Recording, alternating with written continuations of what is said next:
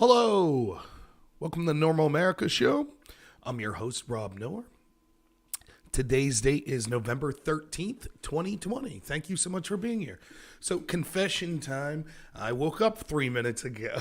I was up late last night, and I must have hit the off button on my alarm, and so I slept in. So, my balding hair, if you're listening on podcasts, you can't see this, but my balding hair is even worse than normal today. That is sobering. 36 years old, I'm going bald. I'm going to have the Danny DeVito haircut. But I'm married, so what do I care? She's stuck with me. I'm not trying to impress anyone. So thank you so much for being here. So as I just woke up, I didn't have any topics particular. Even last night before I went to bed, normally I come up with the topic idea for my show. I didn't really have any specific topic idea, so I figure I'll just riff and answer any questions that may be in the chat. And we'll go from there. But yeah, last night was a good evening for me. Tonight, I have some things planned. I got some work stuff going on all day. Sadly, because it won't enable me to prepare as much as I otherwise would like to. But then this evening at 8 o'clock, I'm going to be on Dylan Burns' Hippy Dippy podcast, or I don't know what, Hippy Dippy stream, I guess. And I'll be debating with 7 other people, 3 kind of leaning right wing and 4. There's 4 of us that lean right wing and 4 that lean left wing. I guess on the left is a person named Vaush, who is apparently a bigger left wing streamer. I know little about him. I think he's more of a progressive or maybe socialist communist type person. So it ought to be a fun debate. We will be debating. Yeah. I think his name's Vaush. I think that's how you spell it. But we will be debating evidence of election fraud. We'll be debating what Trump's legacy will be, what we'll think of his presidency when it's over. And we will also be debating what we should do going forward on climate change. So it should be interesting, should be fun. I always like to support my friend Dylan's. Yeah, you could put a link. If it's going to be the child porn stuff, I'm aware of it. That's basically all I know about. The only things I know about Vaush is this, that one, there is a clip of him that's like 18 seconds long saying that he doesn't see a reason that child porn should be illegal. I will probably bring that up in the context of the debate, and I will try to be fair-minded in far as maybe there was something outside of that 18-second clip I saw where he was saying, no, this isn't what I really think, but clearly if he's someone that would think child porn would be legal, I don't know how long I'll be able to continue my discussion with him because I'm not going to, that's such a heinous position, I don't even know where to begin. But I'm going to assume that he didn't mean that. I'm going to assume that there's some reason that clip was taken out of context. He's very arrogant, says Nickel Liquor. I'm sure. Sometimes I could be arrogant. So, again, what's up, Dylan? I'm going to approach it as anyone that I ever debate, regardless of what's said heinous about them outside, I'm going to approach as my personal interactions with them is how I'm going to judge it. How would I feel if someone's like, oh, you're going to be debating this guy, Rob Nor's going to be on the panel, and he's an arrogant jerk, so don't give him the time of day. Like, I wouldn't like that. So, and maybe there will be things. I think that one of the things I'm trying to do is show how even people that are further to the left, there are things we could come together on. I think ending corruption is the most important thing. So certainly there are a lot of progressive people that I would disagree with their specific policies, but I think that we could come together when it comes to ending things like corruption, ending these ridiculous foreign wars that we seem to find ourselves in more often than not with the neocon, neo-lib type people. So I think it'll be interesting. And Dylan's actually on the chat right now. So good morning, Dylan. Thank you so much for being here. Yeah, I bring up Dylan's channel a lot. There are other people's channels I bring up a lot that are on the left. Dylan's someone who's on the left, but I think he is one of the best channels out there. He's one of the fairest moderators that I see when he tries to bring people from all sorts of different political philosophies together. And yeah, I think that, one, if you're on the right, you should be checking out people on the left's streams, because you want to know, one, there could be good points that they're making that'll make you question, whether or not your positions are accurate. But second, even if you don't think you would change your mind, it's nice to know what other people are saying. And I think it's a good example to show that most of us all want the same thing. We want things to be good for this country. It's just we have a disagreement on how to get there. So it's good to watch people you disagree with. And if you're watching me and you're on the left, I think Dylan's a fantastic channel where there's a lot of good content, particularly foreign policy content. Don't watch CNN or MSNBC. Go to independent content creators, even ones that disagree with me, because at least you're getting an honest opinion there. And I think Dylan will be the first one to tell you he ain't making the big bucks to say what he said. So it's not like people like us have corporate sponsors or anything like that. So it'll be a good show. I think it starts at 8:00. Now, I already explained this to Dylan. I have a doctor appointment this evening with my wife because we're due January 6th with our first baby. So that appointment, I think, is at 5:00. And then I have a work meeting after that. So I could be a few minutes late. It's starting right at 8:00, but I've tried to adjust some things, and I'm 95% sure that I will be on time. So, yeah, no problem, Dylan. I always appreciate you, man. What's up, Ramon? What's up, Steve? So, yeah, the idea for this show was just audience interaction day since I was really busy last night, was working late. I didn't really come up with a panel. So, yeah, I was just explaining I'll be debating this evening. I guess a person named Vaush is a bigger streamer that's going to be on. And by the way, let me say this. Some of the other big... Oh, Dylan says he makes money smuggling weapons. I mean, working at Walmart. Yeah. Though he did mistype snuggling weapons. Dylan, you seem more like a weapon snuggler than smuggler. If I had to guess, that would... But, yeah, let me just say, too, real quick, like, normally when I've had the opportunity to debate people, almost everyone I debate has a bigger channel than me. I don't have a really big channel, and even if I disagree with them, I think everyone's been pretty decent to engage with people that have smaller channels. And as far as, like, the bigger people that I've debated personally, the one that comes to mind is Destiny, who's a left-wing person. He was nothing but nice to me behind the scenes, even if we had disagreements. So I don't have anything bad to say. Dylan's going to snuggle our weapons away. I don't have anything bad to say about anyone like that. So I know, like, again, the only other thing I know of Vaush is a bunch of people sent me a link to his, claiming that when I was talking about whether or not the police are racist, there's a statistic that comes up. They call it the 1350 statistic, which is the idea that blacks are 13% of the population but commit 50% of violent crime.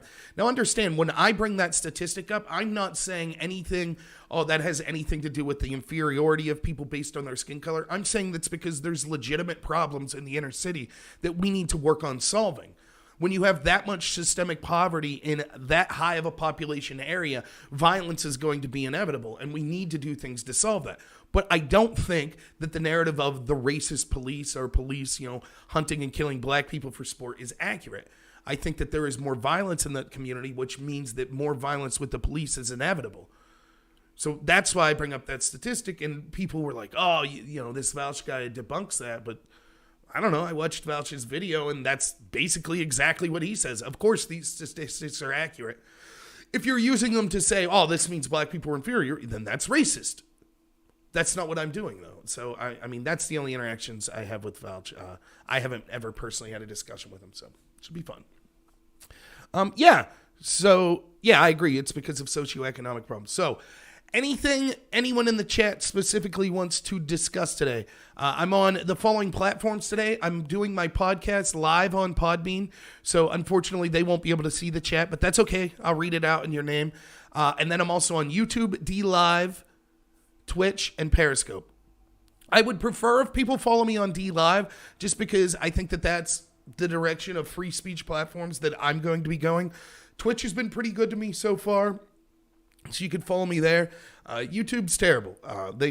I've been going through this thing where I'll get notifications that YouTube's pulling videos of mine down from like 5 months ago, and there's not really an explanation given. I don't know. I mean, I get it. There are certain things, particularly like if I'm talking about COVID or something, that maybe would get me pulled. But as far as like, as far as I know, people are willing, or more than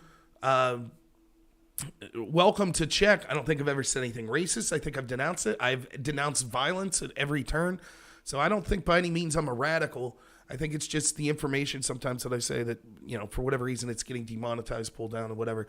So use YouTube at your own risk. Eventually, someday, I will not be on that platform, but just letting everyone know. So, yeah, anyone in the chat that has any specific topic or questions they'd like to talk about, we're just fine by the seat of our pants here. Do I see Biden giving Black Lives Matter a political platform? It's a good question. So my opinion is this. I think that Biden is just an empty vessel for the corporatists that bought this, that basically bought a political party and a candidate. That's what the Democratic Party is in my mind. There are the progressive aspects of it, and then there are kind of the establishment globalist aspect. I think that there is a difference. I think that people like Bernie Sanders and AOC and organizations like Black Lives Matter, they believe in their radical agenda. I do. I do not believe Nancy Pelosi or Joe Biden, for that matter, does. I believe they understand that they have to placate to that base. But the difference is this. When Bernie Sanders talks about socialism and the 1% and not liking them, I believe Bernie Sanders believes that. I believe Bernie Sanders is a hypocrite because Bernie thinks anyone who has $1 more than him is immoral. So, for example, compared the difference between Bill Gates and Bernie Sanders and their lifestyles, and he would criticize Bill Gates for his money, that difference is smaller than the difference between me and Bernie Sanders' lifestyle. Bernie Sanders has a modest lake house, a modest third lake house. He's driving around in sports cars, first class. I can count the number of times in one hand I've ever been on an airplane. Bernie Sanders' lake house costs 4 times more than the house I own that I'll be paying a mortgage on for 30 years. I live paycheck to paycheck. Bernie Sanders doesn't have to say that. I've worked 90, 100, 110 hours a week. Bernie Sanders has had a government job his whole life. Not that that makes him immoral, that having a government job. That's fine. There are great people that have that career. But the difference is when he talks about the immorality of accumulating so much wealth, somehow he leaves himself out of that. His amount of wealth is perfectly fine. That's always the way it goes with these socialists. They demand that you do things that they themselves are unwilling to do, unless the force of law compels them. Well, that doesn't make you a moral person. That makes you a hypocrite. But having said that, Bernie does believe if Bernie was given the reins of power, he would take money and power off of the wealthy like Bill Gates. He would take it off Zuckerberg, etc. These corporations, he would. And he would use the tools of big government and massive government power to do so. The same with Black Lives Matter. They would use the government for coercion to achieve their radical Marxist agenda. They certainly would. They would use it to, we would have segregation, like black-only spaces and things like that. They would use it, all sorts of things that they've talked about in their agendas. Segregation is bad. When you are issuing policies that say there should be black-only spaces on universities, and the KKK is applauding, saying, I agree, there should be spaces specifically for people based on their color, you should probably rethink your agenda. But they believe what they're saying. The Pelosi's, the Bidens of the world, they don't believe that. They just understand that these people are useful pawns. But they like the tools that are being used by them to try to achieve power. So they're interested in huge government. They're interested in a massive power grab. And they're interested in claiming it's to protect the little guy, like Bernie and BLM are claiming. But in reality, it won't. In reality, they're going to make sure that their corporate masters and the military-industrial complex and the intel agencies maintain their power. They're really striving for a system of globalism that's using the tools of socialism and Marxism to get there, because those tools allow them to obtain massive government power, which they could then wield against the working class, which is the biggest impediment towards globalism. They want a neo-feudalism where everyone relies on the government for subsistence. And then sure, they'll give you bread and circuses, but you can't criticize them. So the question, will Biden placate Black Lives Matter? No. He'll pay lip service. But Biden also understands, and it is my prediction, that he will not be that radical within the first year, because he understands there are millions of people that are tired of the radical nature that they see coming out of the left. And so he's going to try to come off as reasonable. He'll get back into the Paris Climate Accord. He'll sign executive orders saying, well, we need, We need to rethink, systemic racism in this country. He'll push critical race theory back in federal agencies, which is just racism. That's all critical race theory is. Saying that people are inferior or that they're flawed based on their skin color. That's racism. So he'll push that back in. But when it comes to actually doing anything that Black Lives Matter would want in the inner cities, he won't do anything. They don't want to solve the problem. What will they run on in 4 years? So no, I think that ultimately he will fall through for them. Let's see. Do I think that they're pushing political segregation? Yes. Right? I think, in a sense, what they're doing is they're trying, and this is something you see from the left all the time. You could listen to the more they shout about something, the more, and this is true in life, I've found out. So it's not just the left. This is true on the right. Oftentimes, the more people make moral proclamations about the evils of a certain thing, there's a decent chance that they're involved in that very thing. So, you remember, like the example that comes to mind I always think of is, you remember there was a religious man, I don't know if he was a priest or, I think he was a preacher. His name was Taggart, and he was one of these preachers that was big anti-LGBT. Was out there, was against drugs, was against gay people, and he was preaching about it in these big churches, with tens of thousands of people. And then they found him hiring male hookers doing meth in a hotel. It's like, oh, I think you protested too much, right? The same is true, I think, on the left a lot, particular for these calls of diversity and when they're shouting racism. I'm not saying everyone. In fact, I'm not even saying most people, but I think a lot of people engaged in that are racist and aren't interested in diversity themselves. For example, how many wealthy people are going to shout at you about the need for diversity that live in gated communities that are whiter than, Christmas Day out here in Clarion, Pennsylvania? But they'll yell at you about diversity, They think illegals should move into your city, but they'll live in a gated community.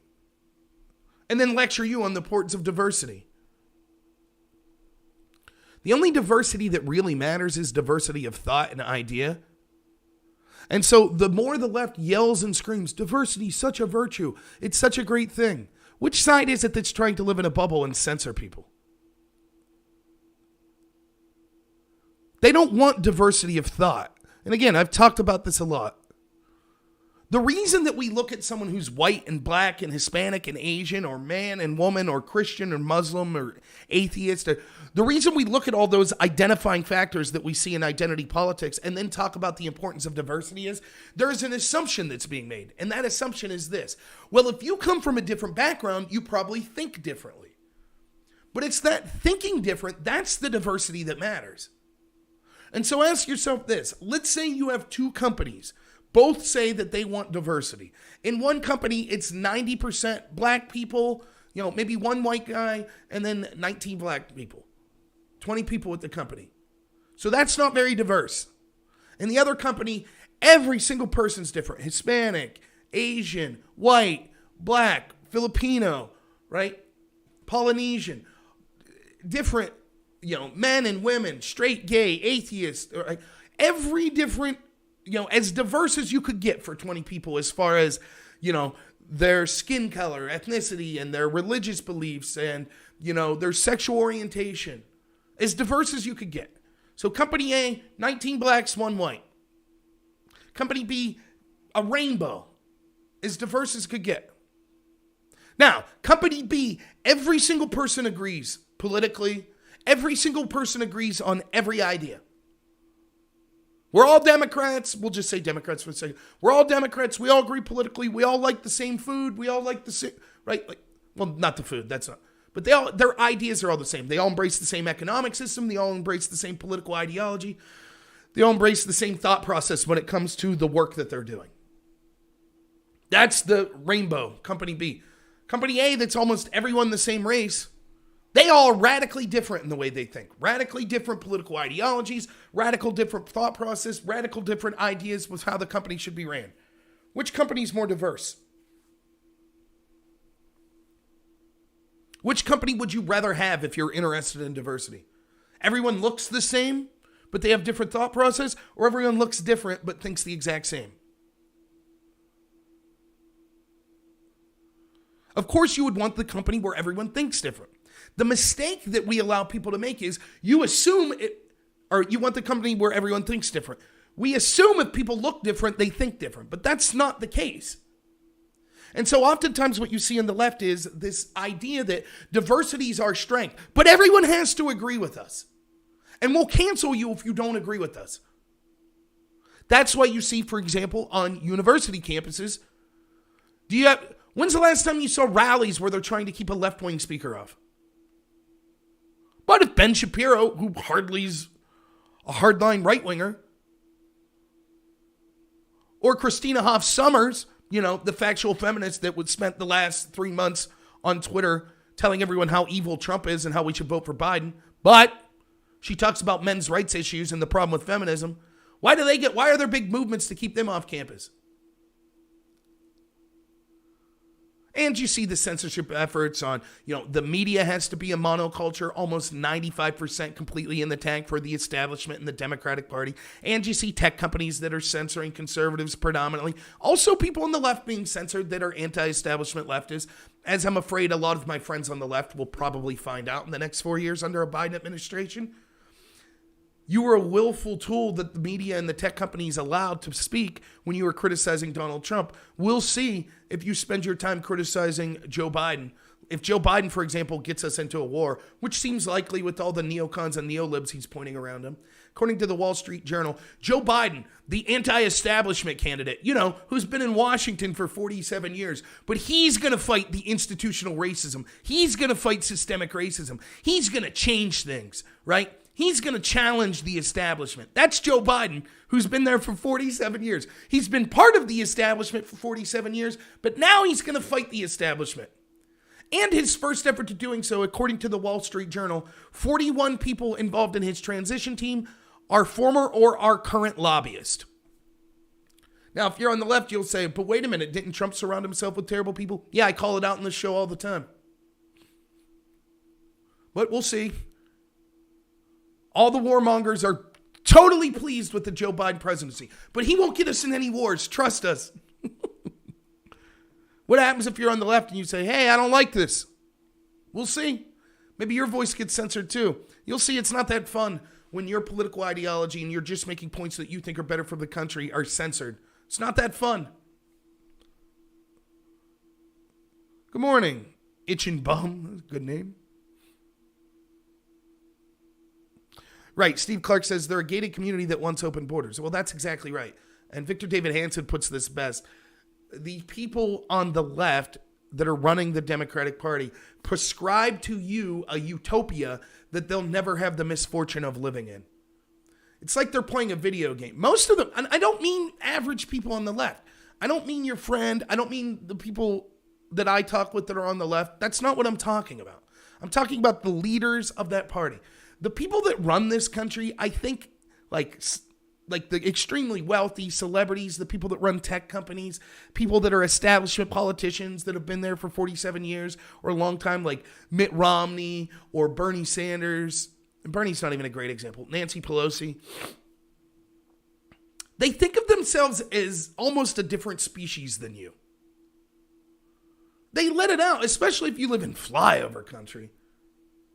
They're better than you, and they know it. They're smarter than you. They're more moral than you. They'll talk about how you're a 10-tooth rube. They'll say you're a deplorable. You're a chump. You're a racist. You want to stop the brown hordes from coming in. You're uneducated. Watch the debate I did a couple weeks ago on Dylan Burns' channel.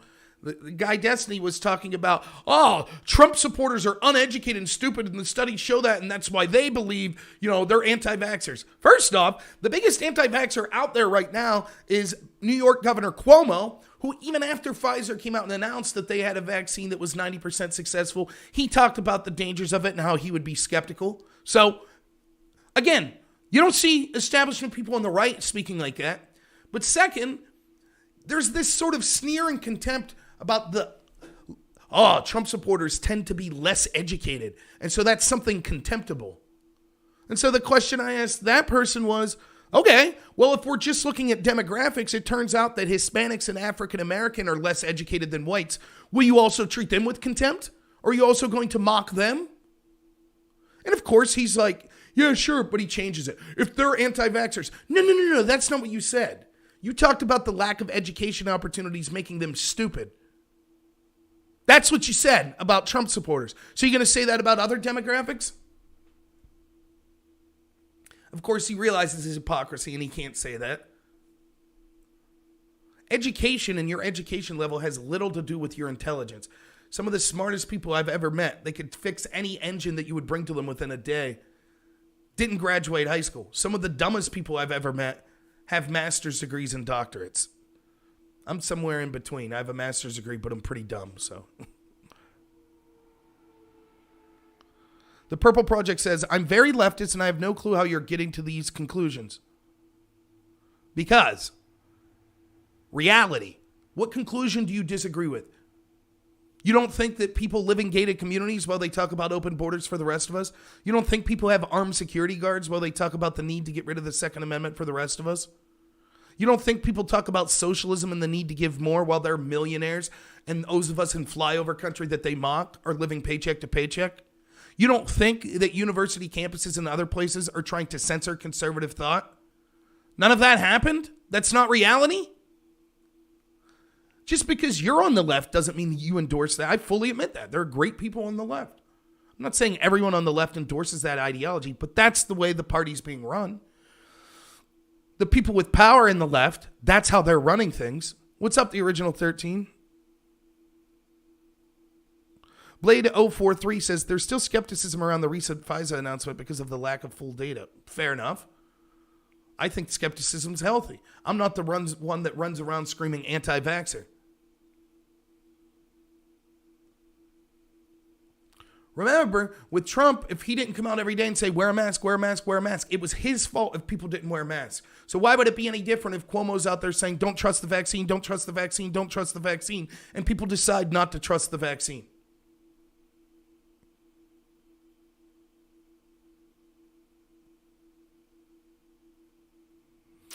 Purple Project says, I think it's fair to reframe the conversation as the establishment versus the radicals. I'm more on the radical side.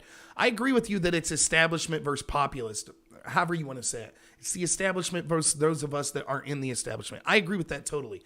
But let's not pretend that even on the left, anti-establishment left-wingers have shown, not everyone, but again, for example, on college campuses, students, we've seen that they're pretty willing to silence people on the right that they disagree with, in a way that we don't see so much from the left. And look, this is not just true looking at the facts and the data. It's also anecdotally true. Tell anyone that's kind of a centrist on Twitch, for example. I've talked to several people. They'll have panels where they have right-wing people and left-wing people. Almost universally, they say, look, there are bad people on the right, there are bad people on the left. But on average, the people on the left are more hostile when I disagree with them than people on the right. I was never once was I doxxed, threatened, anything like that when I was on YouTube, when I was on DLive. As soon as I was on Twitch and started doing panels, I had several people look up my LinkedIn account to find out where I work, contact my employer to tell them I was a racist. I had people create websites claiming that I was a pedophile clown, using my name on it.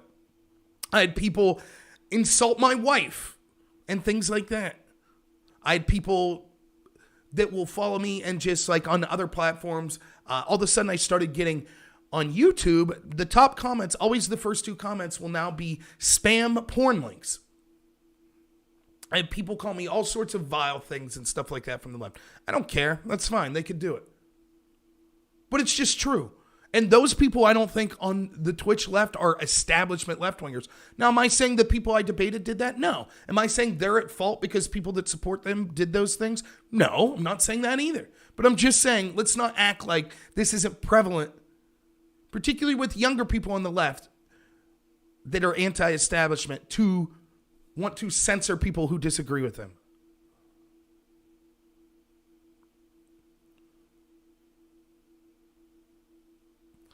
Yeah, I agree. When the vaccine comes closer, we'll talk more about it.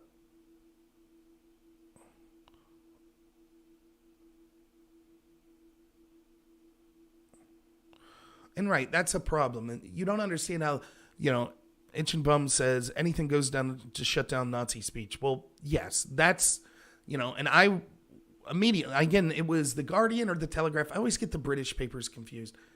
One of them put a video out that way back when, like in 2016. Is it okay to punch a Nazi? Well, we're not going to say yes, but yes. That's what they said. You remember that discussion? Is it okay to punch a Nazi? The answer is no. It is not okay to punch a Nazi. If you are in an immediate situation where direct violence is being enacted or threatened to be enacted upon you, you are allowed to use self-defense. You are not allowed to proactively go out and use violence to stop people because you don't like their political positions, even if you think their political position would inevitably lead to violence for you. For example, I think that there are political positions out there right now from the left that will inevitably lead to violence against me, such as if I want to exercise my right to have a Thanksgiving dinner with several people, there are the potential that force in the form of the police coming in and arresting me could be enacted upon me. Does that justify me using violence preemptively? No. And I'll make it clear, even if you think this election is stolen, it still does not justify you using violence. Period. That's my position. As soon as you say, but Nazis are incredibly heinous, it's okay to punch them, then you're this far away from saying, oh, and everyone I disagree with is a Nazi. So now I've legitimized violence against them.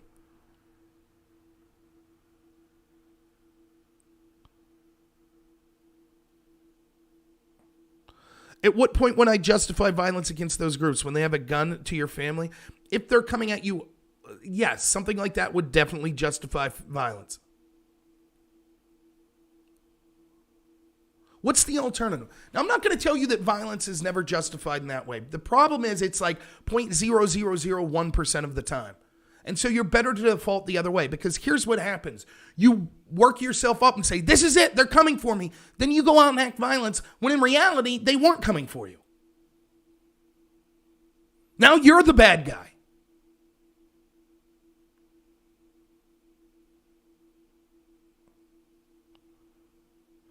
Light Fox says, are you surprised these are the ones saying Trump supporters should get over the loss? The same people that have been crying for 4 years say they should punish us and put us in concentration camps, Chinese-style camps. No, I'm not surprised. You know, you heard it. Say what you will about Project Veritas. We heard the Bernie supporters that were saying re-education camps, you know. We've heard it over and over, straight from the horse's mouth. We heard AOC talking about lists. We see the Lincoln Project talking about lists. We see others talking about the need to have lists. Keith Olbermann, the need to re-educate people. Maybe their vote shouldn't count if they voted for Trump.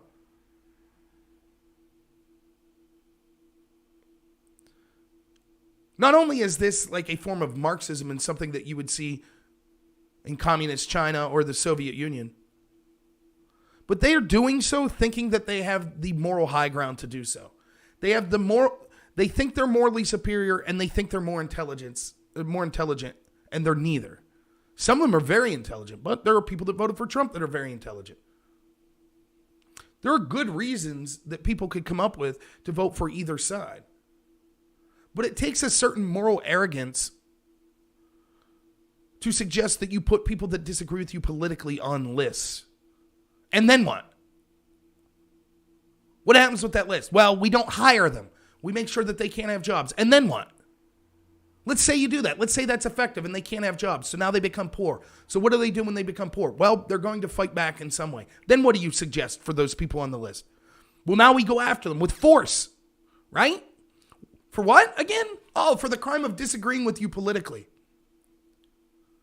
You don't see that on our side. One of the big, and this is what people on the left need to understand, one of the big fights, I've been for 3 years, 4 years, telling people, I had someone the other day, I got in an argument with them, said that I was like milquetoast. I didn't do enough going into this election because this person private messaged me, and we had a private phone call where they were telling me that we need to use what he perceives as the tactics of the left, which means using violence, which means burning cities down, which means doxing people, which means getting people fired, which means putting them on lists. That's what he wants to do because he watched the left do it, particularly the establishment left, and he says that's how we should fight back. We should use the same tactics they're using against us. Understand that one of the things I'm trying to do is talk about why that's morally wrong and strategically a mistake. But the more people on the establishment and radical left push for things like list, the more it's going to lead to people on the right that are trying to hold back to push for those same tactics against the left. Is that the country we want? Total segregation based on political ideology? Total justification for violence and other tactics against those that disagree with us politically? Why is it only one side that's asked to get over it and come together? Why does that happen? Again, the example I get, imagine that you're at a bar, you're drinking, and someone comes up 3 times and starts slapping you in the face, slaps your beer out of your hand, slaps you in the face, punches you in the head. Finally, after the 3rd or 4th time, you set your beer down and you stand up and pull your fist back and they say, hey, it's time to come together. Violence doesn't solve anything. Violence isn't the answer here. Sure, it's easy to say that when you perceive that you've won, that you perceive you're in power.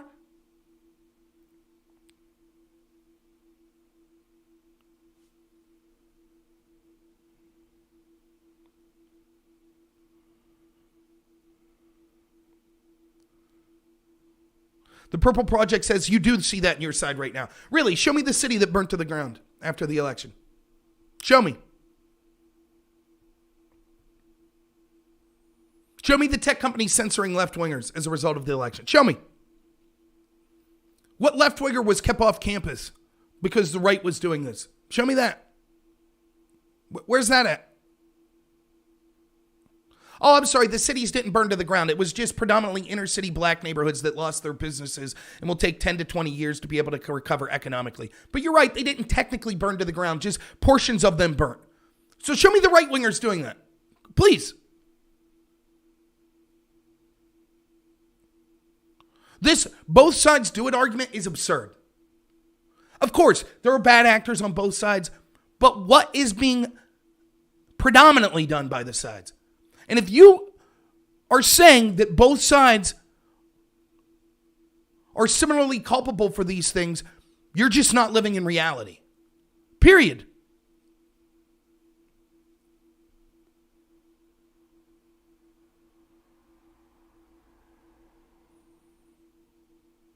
Purple Project says, okay, when one side censors or commits violence against business, the other side commits heinous acts of violence. Let's see it. Where? Are there individuals on the right that have committed heinous act of violence? Of course. There are individuals on the left that do so as well. But show me the commonplace actions on the right that we see on the left. Show me the riots. I mean, even according to Princeton, which is used by the defenders of Black Lives Matter, there were only 223 locations of violence with Black Lives Matter. So let's start. Give me 10 after the election with right-wingers rioting. Let's go. 10. That's 223 Black Lives Matter. Give me 10 with the right.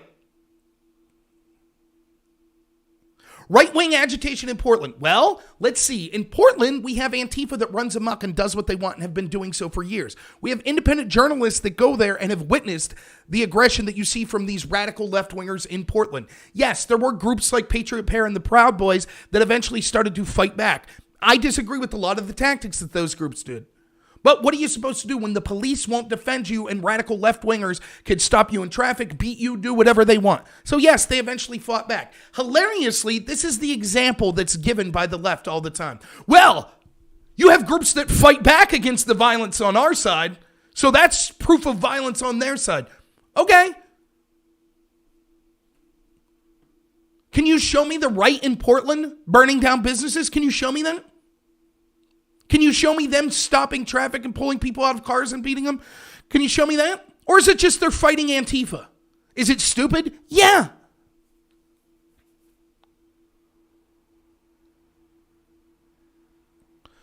Lightfox says, you mean being shot in the head by Antifa? Yeah, that's exactly what he means.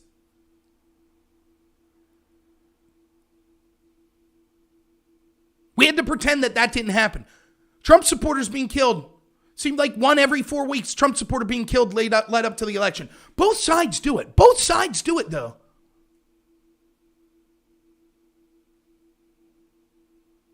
And then we'll change the subject. Now the Purple Project says, or people being shot by the police. Yeah, it's 15 unarmed blacks in 2019 were shot by the police. And Over 7,000 were shot in black-on-black homicide. It's strange how that's never talked about. Is that left-wing violence? Huh. Strange we don't want to talk about that.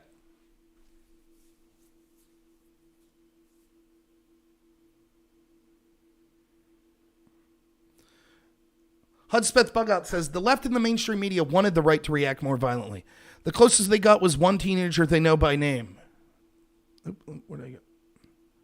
But they don't remember the names of the shooters on the left. Exactly. And look, any political movement or a political person will have radical people that follow them. I was a big Ron Paul supporter. He was my favorite political candidate ever. I'm sure there are radical Ron Paul supporters. I'm sure there's radical Jill Stein supporters. There's probably radical Chuck Schumer supporters. I don't really blame for those outliers. Where I do cast blame is what I see the people in power in these movements making excuses for, advocating for, and what large portions of these followers are doing. It is undeniable that large portions of Bernie supporters have engaged in violence, have engaged in intimidation.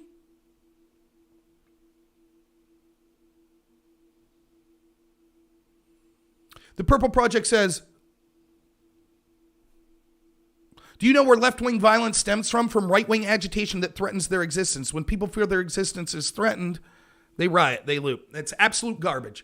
This is an absolute excuse to justify violence. I don't like what you said. It threatens me, therefore I riot. How could you not say? So then if that's the case with Purple Project, you could totally understand why everyone in flyover country, the deplorables, the 50% that are racist, you could understand why they would riot then, right? That's what they should do. They have a legitimate reason to do so, correct? Their existence feels threatened. They feel like that their country's moving in a direction that means their way of life will no longer exist. So they're allowed to, they could loot and riot. It makes sense, right? And it's the left's fault for threatening their existence, correct?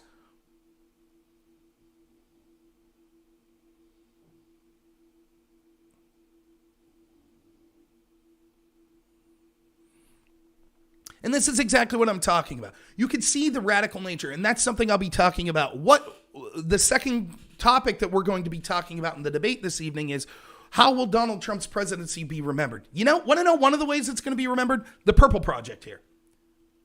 Who's the person in the chat typing now? Not him specifically, but this ideology.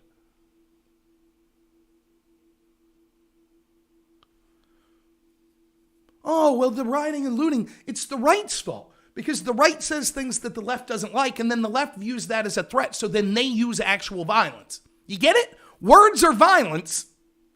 Violence is peaceful. That's what the left thinks. As a result of Donald Trump, we can see people like this that have came out of the woodwork. And they legitimately believe this. I've done videos where I've showed people, mainstream people in the Democratic Party and on the left, wearing a MAGA hat is violence. If you wear a MAGA hat, you have to expect violence because you're engaged in violence for wearing that MAGA hat. You're threatening people's existence by wearing that MAGA hat. But looting and rioting, that's not really violence.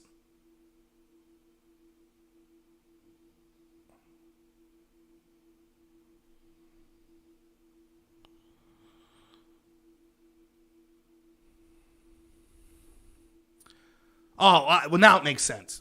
So the Purple Project announces the reason he thinks this way is because he's black and could be killed at any number of threats at any moment. Well, then, fair enough. Only black people have violence that could be used against them. That's fair. Yeah, makes sense. Let's start burning down everything. It makes sense. The Purple Project's black, everyone. So, you know, it makes sense. The violence, the rioting, the looting, now it makes sense. Yep. That's unique to black people. That's a problem that only black people go through. Yeah. Do you see the insanity of these positions?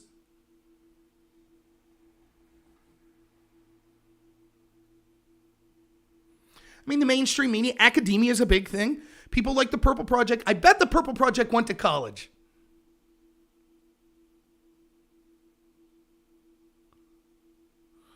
He says, LOL, you can hear it in your voice. You shift from talking point to talking point. Just repeat it and call it crazy. Yep, that's what I'm doing. Yeah, you're right. It's not a talking point to say, oh, the rioting and stuff's all the right's fault because I'm black, so my existence is threatened, so the rioting's okay. The violence is okay. You didn't go to college, you're a terrible student. I disagree. I think you would have fit right in at university. You would have been right there. All you had to do was say, hey, I'm black. My existence is being threatened, so how about that A?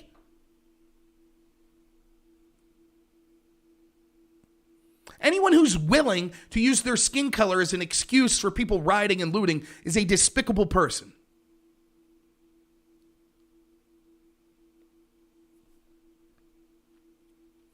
The reason it's not the greatest threat that you have, what's the number one cause of death for young black men?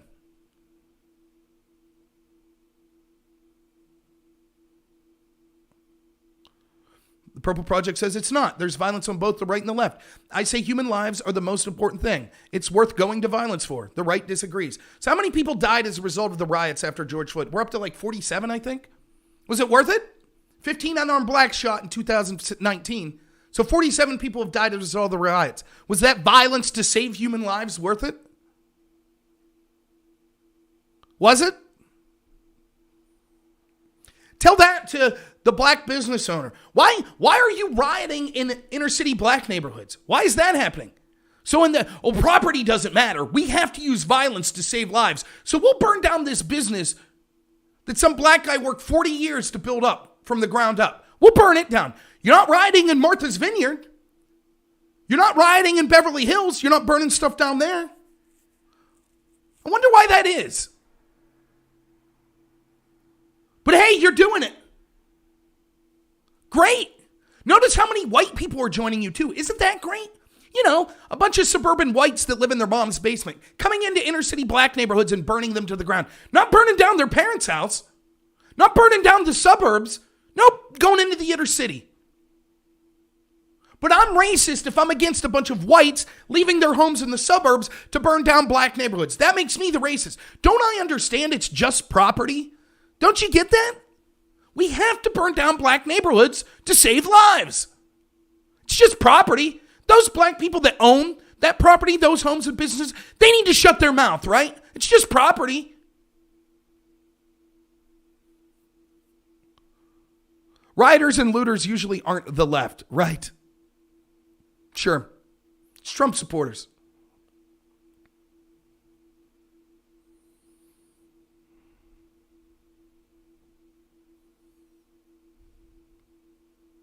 The left explains why that happens and seeks to solve the problem.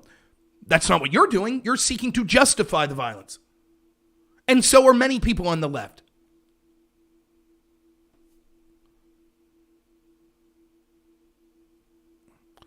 Did I hear what Lynn Wood said yesterday? Nope, don't know who that is. I'll try to check it out if I have time.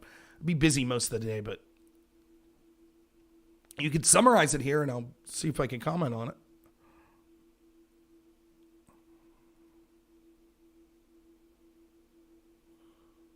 Right, Nickel Licker says, the Purple Project's quote, because I'm black and I could be killed at any number of threats at any moment.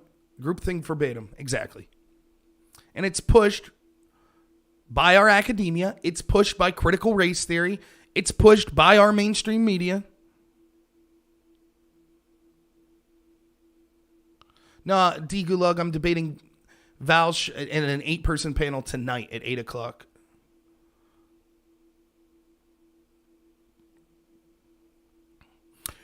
Purple Project, if you get on a PC and you would like to come on the show, I'll send you a link to my Discord and you could talk instead of just typing.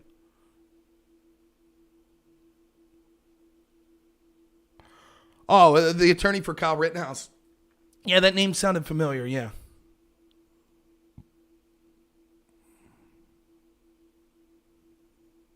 So if he gets on Discord, unfortunately, I can't figure out how on my podcast that they'll be able to hear him. Which is a bummer. I got to figure that out. But Blade043 says rioting and looting are not good. As for why they happen, in my opinion, riot happened by some due to frustration, perceived oppression, and a false sense of justice, and then others by maliciously causing chaos. Right, but again, It's clear that this narrative is being inflamed by academia. It's being inflamed by the mainstream media. It's being inflamed by the Democratic Party. You could have that same sort of frustrations and the idea that justice isn't being served in other communities, yet we wouldn't justify rioting there. We don't even justify those communities speaking up.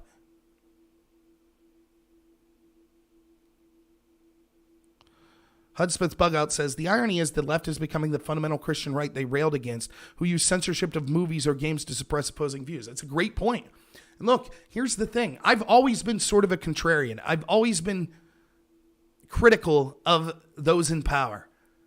I kind of like the underdog. When I was growing up, one of the first, political thoughts I liked video games. I had like a Sega, Super Nintendo. That's what I started on. Then it went to PlayStation, Nintendo 64, PlayStation 2, probably by the time I graduated high school. And there was this lawyer who was kind of I think he was like a religious dude. His name was Jack Dorsey, I think. Was it? Or is Jack Dorsey's that? No, Jack. What the heck was his name? Jack, not Dorsey. That's the Twitter guy. I can't remember his name. My buddy would remember his name. But he was big on censoring video games, censoring comic books and stuff like that. Before that, you had kind of the music censorship push, right? Where you had Dee Snider and 2 Live Crew and John Denver show up to Capitol Hill to argue against music censorship. Most of those, and one of my heroes is Lenny Bruce, who was a comedian from back in the 50s and 60s. Lenny Bruce was arrested over and over again for basically hate speech laws because he was making fun of the Pope and stuff like that, just joking. All of that censorship was coming from the rights. The comic book code that was needed, that was censorship from the religious right. I was against all of that. I haven't changed. I'm still against censorship. Yeah, no problem, Purple Project. Doesn't want to do Discord for now. That's fine.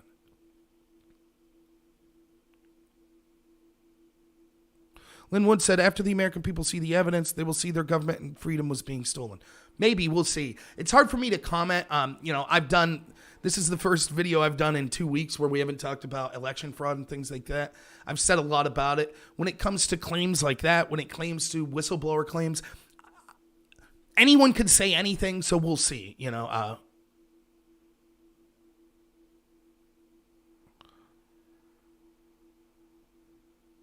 Moonglow says, you have rural farmers who grow your food being called dumb and racist with zero proof.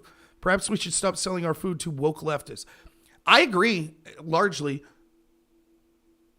I don't understand why the leftists would want material from racist.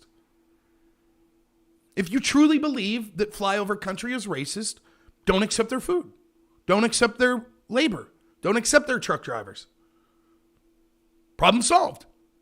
We saw in the Chad Zone. Remember, they were great farmers in the Chad Zone. They did a great job. Start your own farms in the city, right?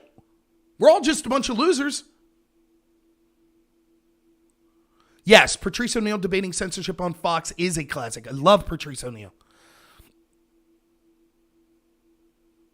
The one who D-Live says, Obama, Clinton, Soros, all named. Military industrial complex name. ABC, NBC, CBS, et al. Named. Call them conspirators. We'll see. Yeah. What's up, Dib? How's it going, man? Nice to hear from you.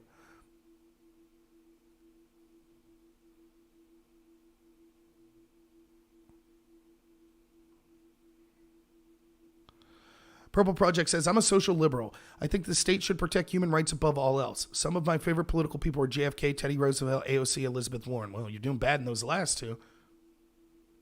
What does that mean, right? So let's get into this. What does that mean? The state should protect human rights above all else. What's a human right? What does above all else mean? So, for example, do you protect unborn human rights? Are you for that?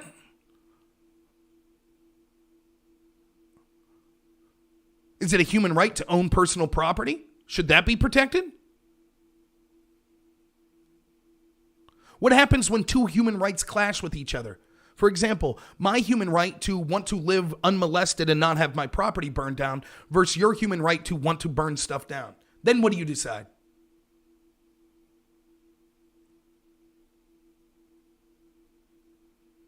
Name me a position that you think I have that isn't a position for the advocacy of the rights of human. What have I said in this stream or any other that you think is a position that doesn't advocate for the rights of a human? Property rights? Is that what you're talking about when you say it's just property? Purple Project says, no, we have to define these things on a case-by-case basis. Right, that allows for hypocrisy. So in other words, the people making the decision on a case-by-case basis can say, I arbitrarily decide when it affects me, it's important, but when it affects you, it isn't important. Next, he says, we all know we want to live happily, but there will never be the correct workage to cover everything. We need good courts to mediate. So how is you support AOC? How is AOC putting people on a list that she disagrees with politically? How's that fit into your people's rights?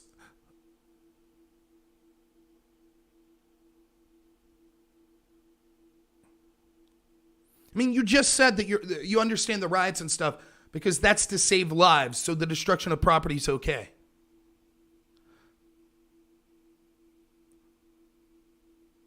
It doesn't, that's AOC. But you say she's one of your favorite political figures.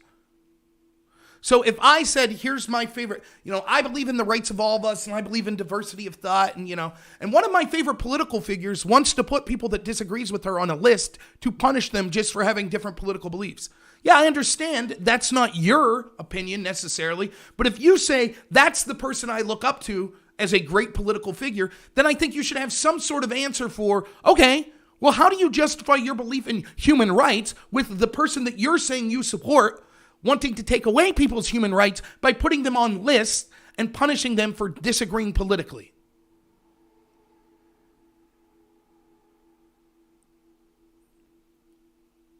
Property rights are one of the most important human rights. And you know it. By the way, all the people on the left that pretend that's not the case, they know it. They would be the first people to call the police if some right-winger marched into their home, kicked them out and said, this stuff's all mine. They would say, no, you can't do that. It's easy to say property rights don't matter when you're not living in an area that's being burned by rioters. Once they come for your house, all of a sudden it matters.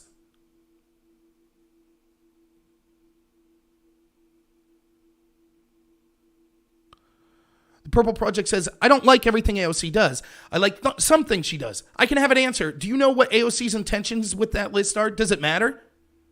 If a right-winger puts you on a list and then tries to keep you from ever being employed, would you say, well, maybe their intentions were pure? Is that what you would say?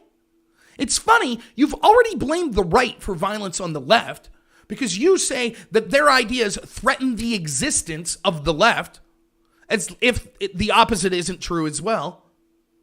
Do you know the intentions of the right-wingers that are threatening the existence?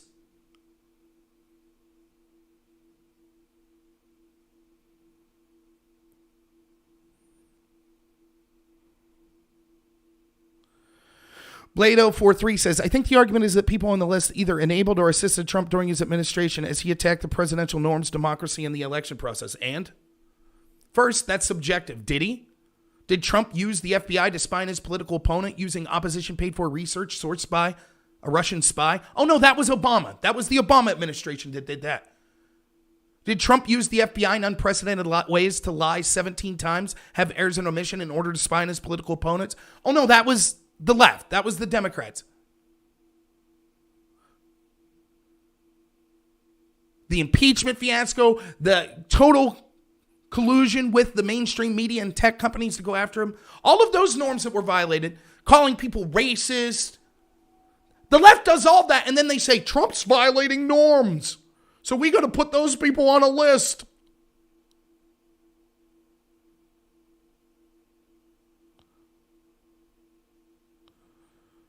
Purple Project says, yes, attention is supremely important in our society, and we got to stop using the left and the right. That's harmful to the argument. Again, labels are inevitable. I agree with you that the crux of the argument should be establishment versus those against the establishment. The problem is you would identify yourself as not part of the establishment, but still identify yourself as a group that justifies violence from people saying that other people are harming through their thoughts, are threatening their existence. You happen to be on the left. What was the label I should give to people like you and tens of thousands of like you that would say, well, I'm not establishment, but I still think I see the importance of these riots. What should I do? And the argument people make is, it's funny when someone's losing an argument, they always resort to this, but labels. You said left and right, and not everyone on the left and not everyone on the right. Then how would you have me label you? Please give yourself a name for people that aren't establishment to tend to have left-wing beliefs, but believe that violence and riots and things like that are justified because it protects people's lives. You give me the label that you want to be called, and I will label you and all of you that think like that, who have political beliefs that tend to be on the left. But I can't say that. I can't say political beliefs that tend to be on the left. Labels are inevitable, he says, but the left and the right are not good labels. Those are too broad, and it's easy to drag out the worst of that huge broad level. I already gave you I'm a liberal. I'm a social liberal. Fine. Social liberals and others on the left that are engaged in this violence.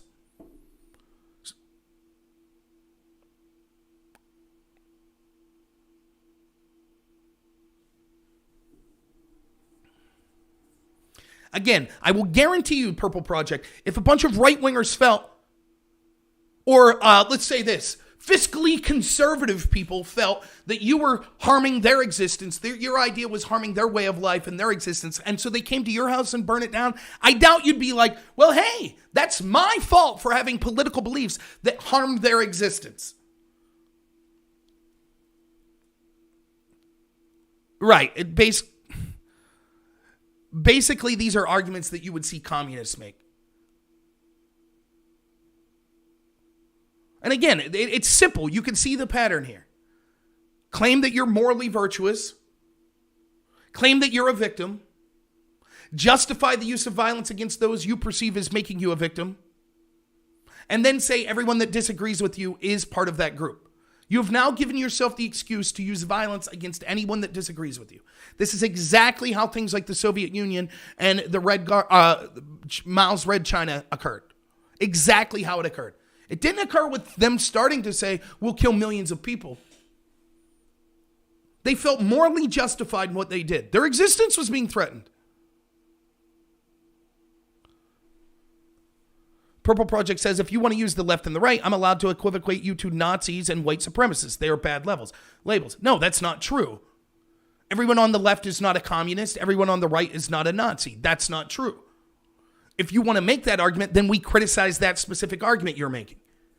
But to deny that the overwhelming amount of people that are justifying these riots and violence are on the left is just a tactic to shirk blame from where it should be placed. Period. The only people making that argument are people that want to pretend that it's not the left that is engaged in this. And again, I didn't blame the left. I didn't blame Bernie Sanders when a Bernie Sanders supporter shot up a Republican ball field in Steve Scalise. I have the documents to prove that I defended Bernie Sanders, said this is not his fault. I understand that radicals on any side will be radical. What I'm talking about is the mainstream pushing of ignoring the violence that we see occurring on the left, supporting the violence we see occurring on the left, etc. That is not done on the right, near to the level. You yourself are justifying the use of violence and property destruction because you think it's okay because you're black and you're under constant threat.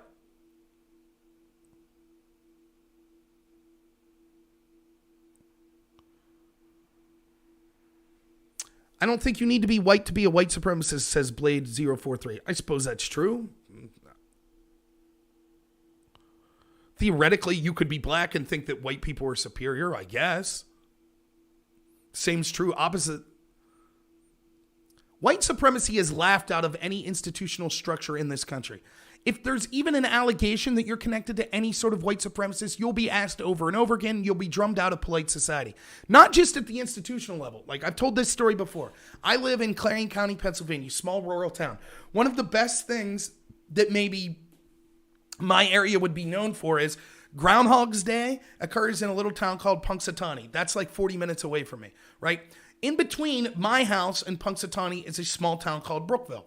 My grandparents were in a nursing home in Brookville, so we would go 3 times a week to visit them 2 hours a day on Wednesday, Saturday, Sunday. One of the times when I was young, maybe 12, 13, we were driving through this town of Brookville. At the courthouse were 6 KKK members that had a permit that they were allowed to protest. Across the street from those 6 KKK members were probably 80 to 100 people in this little town screaming at them. Every single person white. I would guess the population of Brookville is 99% white, 98% white. Even there, in flyover country, with almost all white people, the KKK was mocked and ridiculed. They have no institutional power. None. Can you say that about black supremacists? Well, let's go back. You remember a kid? His name was Nick Sandman. He and a bunch of other kids from Covington High School were harangued by a bunch of black supremacists or black nationalists that called themselves the Black Hebrew Israelites. Now, I'd never heard of this group, but there they were on video, throwing racial slurs at the kids, throwing homophobic slurs at the kids. Now, a Native American gentleman named Nathan Phillips watched this occur. Nathan Phillips would later say that he thought that these black racists that were yelling at the kids were telling those kids, quote, harsh truths. So imagine sitting around and watching a bunch of racists yell at kids and saying, yeah, I agree with the racist here. That's what Nathan Phillips, the noble keeper of a sacred pipe, did when he then decided to get a drum and walk up and start banging it in a kid's face. Now, despite there being video evidence of this, what did the entire mainstream media, almost the entirety of it, do?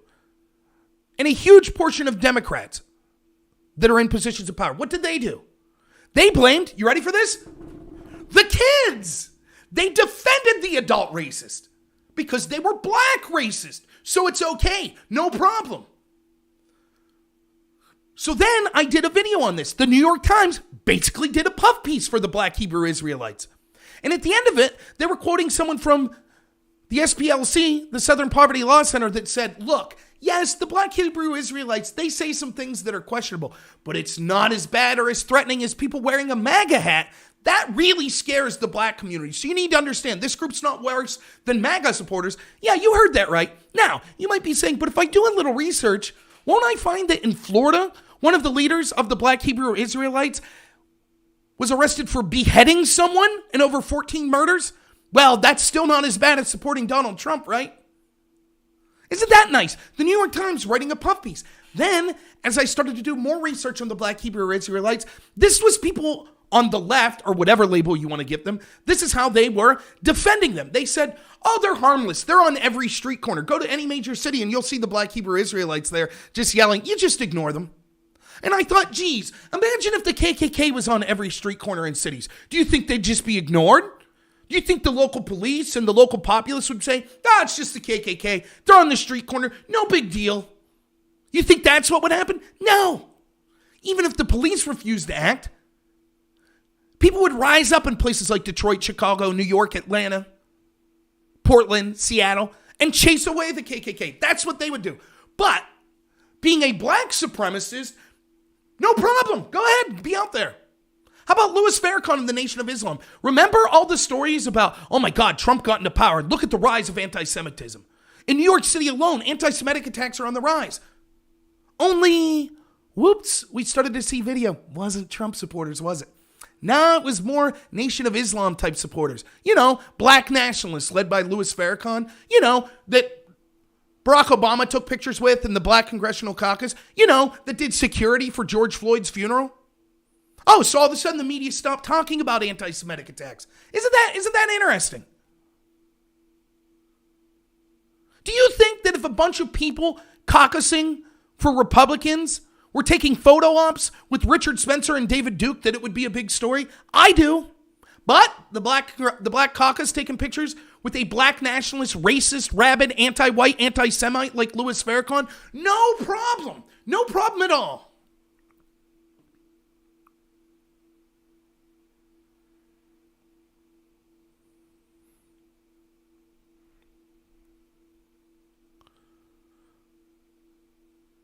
Do you think that you could have academic courses about the problems with blackness? Do you think you could have that? How long do you think that course would last? How long do you think that university would last? Could you have majors discussing the problems with blackness?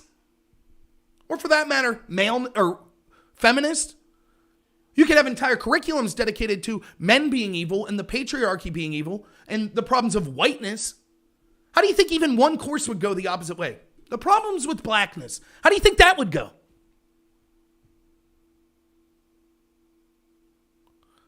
If we had critical race theory that was teaching that black people are responsible for sins of their forefathers and that they have fragility and things like that? Do you think that would go over? You think that would be okay? Oh, but the opposite's true. Not only is the opposite true, that's one of Joe Biden's first promises. We're going to push for that even more. How dare Donald Trump try to remove that?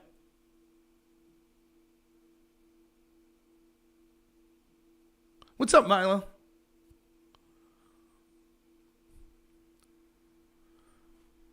Black Lives Matter has every major institution in this country at their back. Everyone. Name me an institution that's against Black Lives Matter. Corporations? Nope. They're all bending over backwards to support Black Lives Matter. The tech companies? Nope.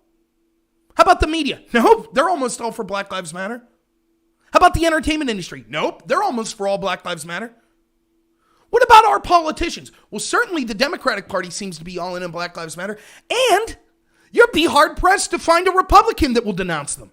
Almost all of them are like, well, they'll either outright support them like Mitt Romney, or they'll hedge their bets and say, well, I think there's a lot of good here.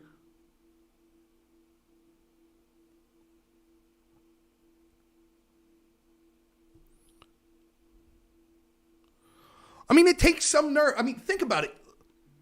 And maybe he's left. I haven't seen him post. But the Purple Project, right, comes on my chat and says, I'm black, so I feel threatened, and then starts making excuses for violence and riots and blames it on the right because it's the right that makes him feel threatened. Therefore, the violence and the rioting's acceptable. Think about the Okay, you're here, but you can't. Well, I will admit this. The Purple Project says I'm here, but I can't keep up with all the arguments. You're at a disadvantage because you're typing and I'm topping. That's why I did offer to allow you to come on Discord to be able to talk. So I get that. I type with one finger, so I get that. Think of the indoctrination, though, that it takes to come to that belief. Your words cause me pain, therefore I'm justified in using violence. Think of the indoctrination that takes. That's not just one person. There are huge amounts of people that believe that. Why do all corporations support Democrats and Black Lives Matter and censorship? Well, I don't think all do, but I think an overwhelming majority. And it's because corporate America loves the Democratic Party. They understand these divisions that are being caused are useful tools. This is what they don't want. They don't want white Americans and black Americans and Hispanic Americans and Asian Americans and men and women and straight people and gay people and Muslims and Christians and atheists and Jews. They don't want us all to come together and say, why do we have a government that basically hasn't done shit for the American people in 50 years? Why is that? I don't care if you're on the left or the right. Why is that? Why does that seem to occur? They don't want that. They don't want that.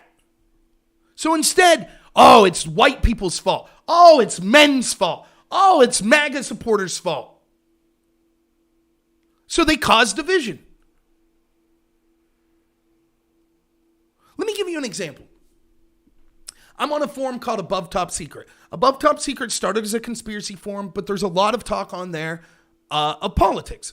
One of the forums on Above Top Secret that was they haven't created new forums in a while, but one of the sections that they had was called Posse Comitatus, which was a forum critical of police brutality, right? Now, back in 2012, before Black Lives Matter, this forum, there was just tons of people of all ethnicities, like, here's a video that shows police brutality, and people would be outraged. I could say the same in my community. People of all different colors. I'm not saying it was super common, but people came together and said, when there's police brutality, it's heinous, it should be dealt with, and too often it's ignored because of people in the police force that are silent about other bad actors in the police force. Then Black Lives Matter starts, basically over the Trayvon Martin situation, where a Hispanic man who is being beaten, possibly to death, by a younger black man, shot and killed him. But somehow this became white police versus blacks. Okay. Because the media pushed that narrative. Remember? Trayvon could have been Obama's son. Remember? So then all of a sudden, coincidentally, when all the people in the establishment push it, now we're supposed to believe it was this grassroots movement. Okay. Fine. Right. Okay. The revolution brought to you by Nike and Starbucks.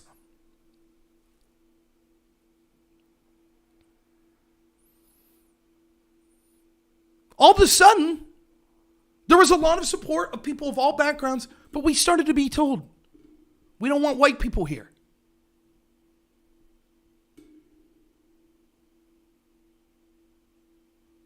White people need to be quiet. We need black people in positions of leadership on this issue. Why? What's your skin color have to do with it? What about Daniel Shaver's family? In the most heinous police shooting I've ever seen caught on camera. He happened to be white. Do you think that Daniel Shaver's family should come out and be like, we only want white people at the forefront of criticizing this police action? You think that would work? Or about Tony Timpa, who also had a cop put a knee on his neck and joked around about killing him as he died? Didn't know about that story, did you? I wonder why. Now all of a sudden, even if you're just not doing it to be moral but being strategic, why would Black Lives Matter isolate so many allies? Because it was never about the problem. It was never about police brutality. It was about obtaining political power. That's what it was about. That's why they rioted in Chicago when video clearly showed evidence of a black suspect committing suicide. But they rioted because of police violence. That's why they rioted when Jacob Blake, who allegedly raped a woman in her bed with her child, then took the children, then put them in her van, then stole the van, then police confronted him, tased him. He fought back against police, was able to remove the taser, then went to a van with the two kids in, where a knife was, and then was shot. That's why they rioted there. That's why they rioted in Atlanta when a man fought against the police, grabbed their taser, shot the taser at police, and then was shot. That's why they rioted in, where was it the other day? Philly, where the man chased police with a knife, trying to kill them, and they finally was forced to use lethal force. It doesn't matter. The narrative of, police are shooting unarmed black men was never the cause of any of this. It was all about causing division. And the establishment and the corporations, they love it. Because now we're fighting with each other. No one's looking. Nike owns sweatshops in Asia. As close as you could get to slavery without it being slavery. It basically is slavery. And yet, they support Colin Kaepernick. Has Colin Kaepernick said a bad word about Nike? Does Black Lives Matter? The NBA is all about Black Lives Matter. But they're in partnership with the Communist government of China that's interring over 1 million Uyghur Muslims in concentration camps. Not a word about that. Black Lives Matter, brought to you by the CCP and Nike. And no one questions it. Oh, well. Have things gotten better? Are things better since the death of George Floyd? No. In all these places where they've started to endorse the ideas of Black Lives Matter, like defunding the police, what's happened? Shootings are up 200-something%. Is that better for the black community?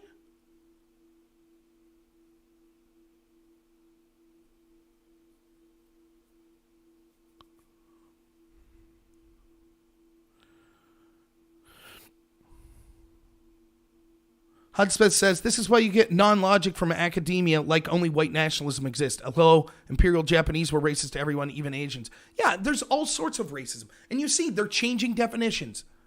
Oh, racism, you can't be black and be racist. How many times have I had this argument?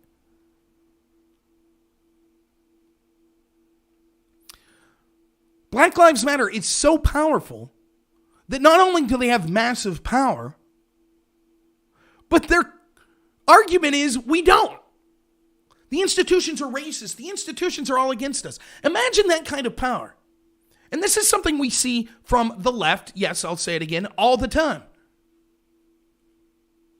The left controls 95% of all the institutions that shape our narrative, but that's not enough. So when they lost in 2016, they said, we got to censor this other 5%. We have to censor it. That's fake. Remember, they're the ones who started using the term fake news. That's fake news. We lost this election because 12 Russian trolls put untrue memes up on Facebook and Pokemon Go. Remember that? Because they need to have total control of the narrative. Total control. And they say it's unfair if they don't have total control. Imagine this. Like, I have this problem with me and my wife. So we have a queen-size bed. And so we'll go to bed at night, And inevitably, she would disagree with this, but inevitably, I'll wake up and I got like 20% of the bed and she has like 80. Her and the dogs have 80% of the bed. And I'm like, hey, this sucks. I only have 20% of the bed. Imagine if my wife takes up 80% of the bed and goes, you know what? It's not fair. I want 90% of the bed. This is unfair. Something needs to be done about this injustice. I only have 80% of the bed. That's the Democratic Party. They need more. The almost total control isn't enough. They need total control. Right, Matt Shrek says, what's up, Matt, by the way? Says Terry Crews being told he needed to start a new group because Black Lives Matter is strictly for police brutality. Exactly.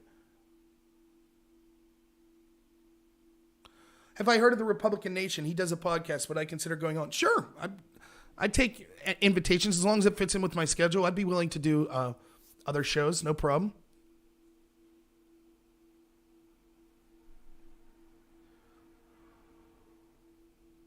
Oh, he streams on Twitch right after me. Yeah, I mean, I could just stick around someday, then it would probably work. So, yeah, I mean, that's the problem. You know, and I've done these debates over and over again.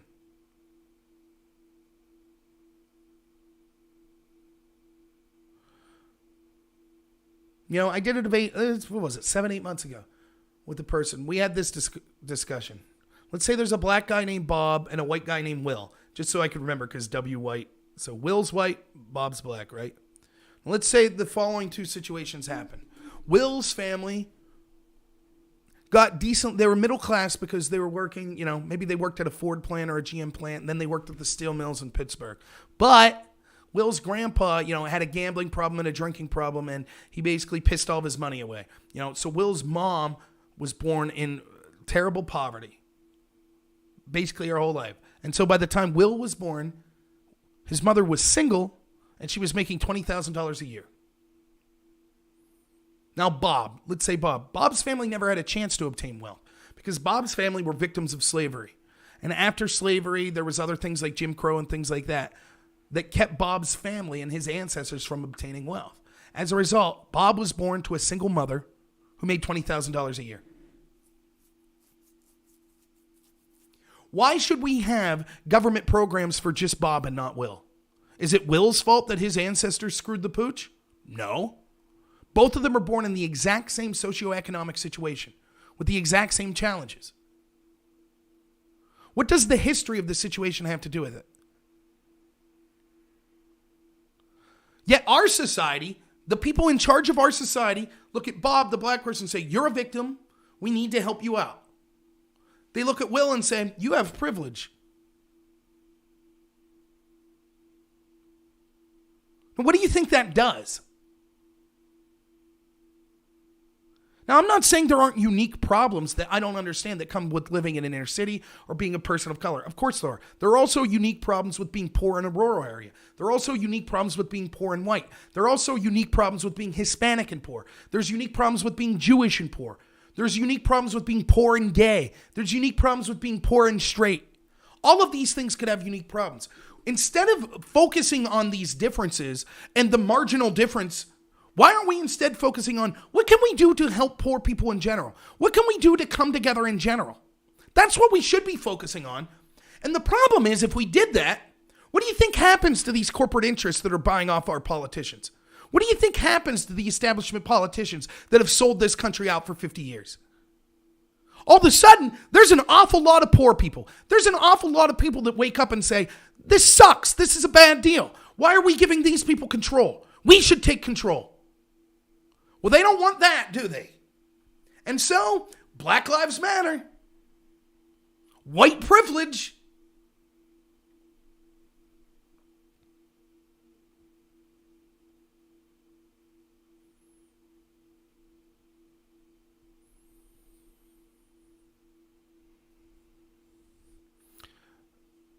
Drop Thalmo says, what sucks the most is being poor under Democrat control. Their policies are designed to keep the poor poor. I totally agree. But let's not pretend that the establishment Republic, you'd think Mitt Romney would have it any other way? Of course not. Let's be clear here. I'm a Republican. Don't get me wrong. I've ran as a Republican. I won't say the most time, I put an awful lot of time and energy for zero financial return into helping Republicans in this election, especially Donald Trump. But my area of the world keeps voting Republican. Is my area of the world getting better? Rural Pennsylvania? No.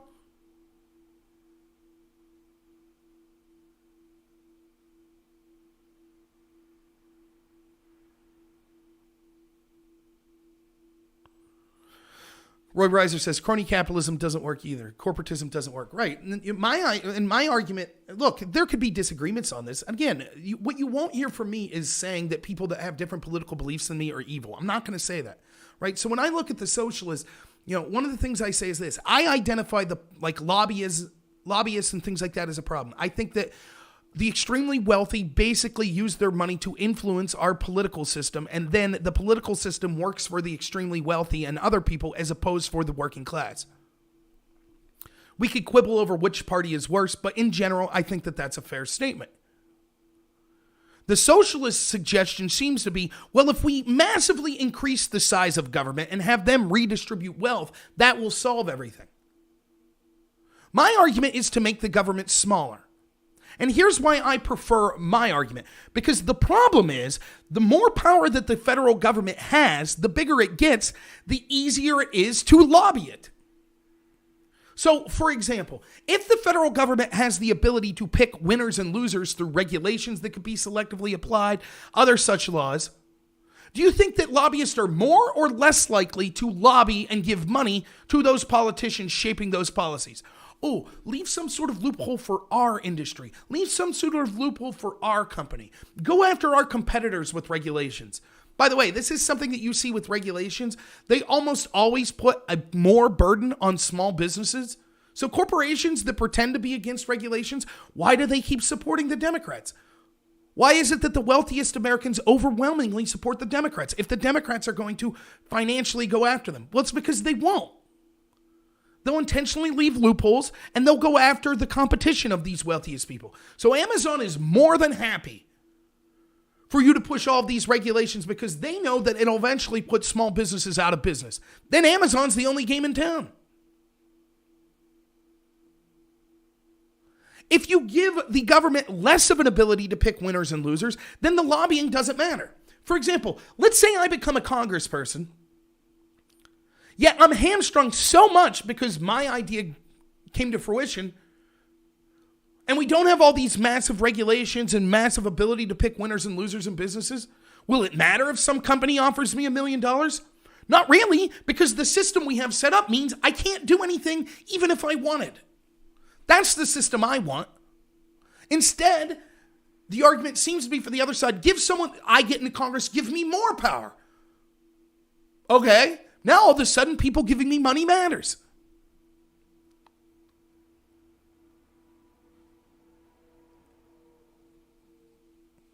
Right, drop down those.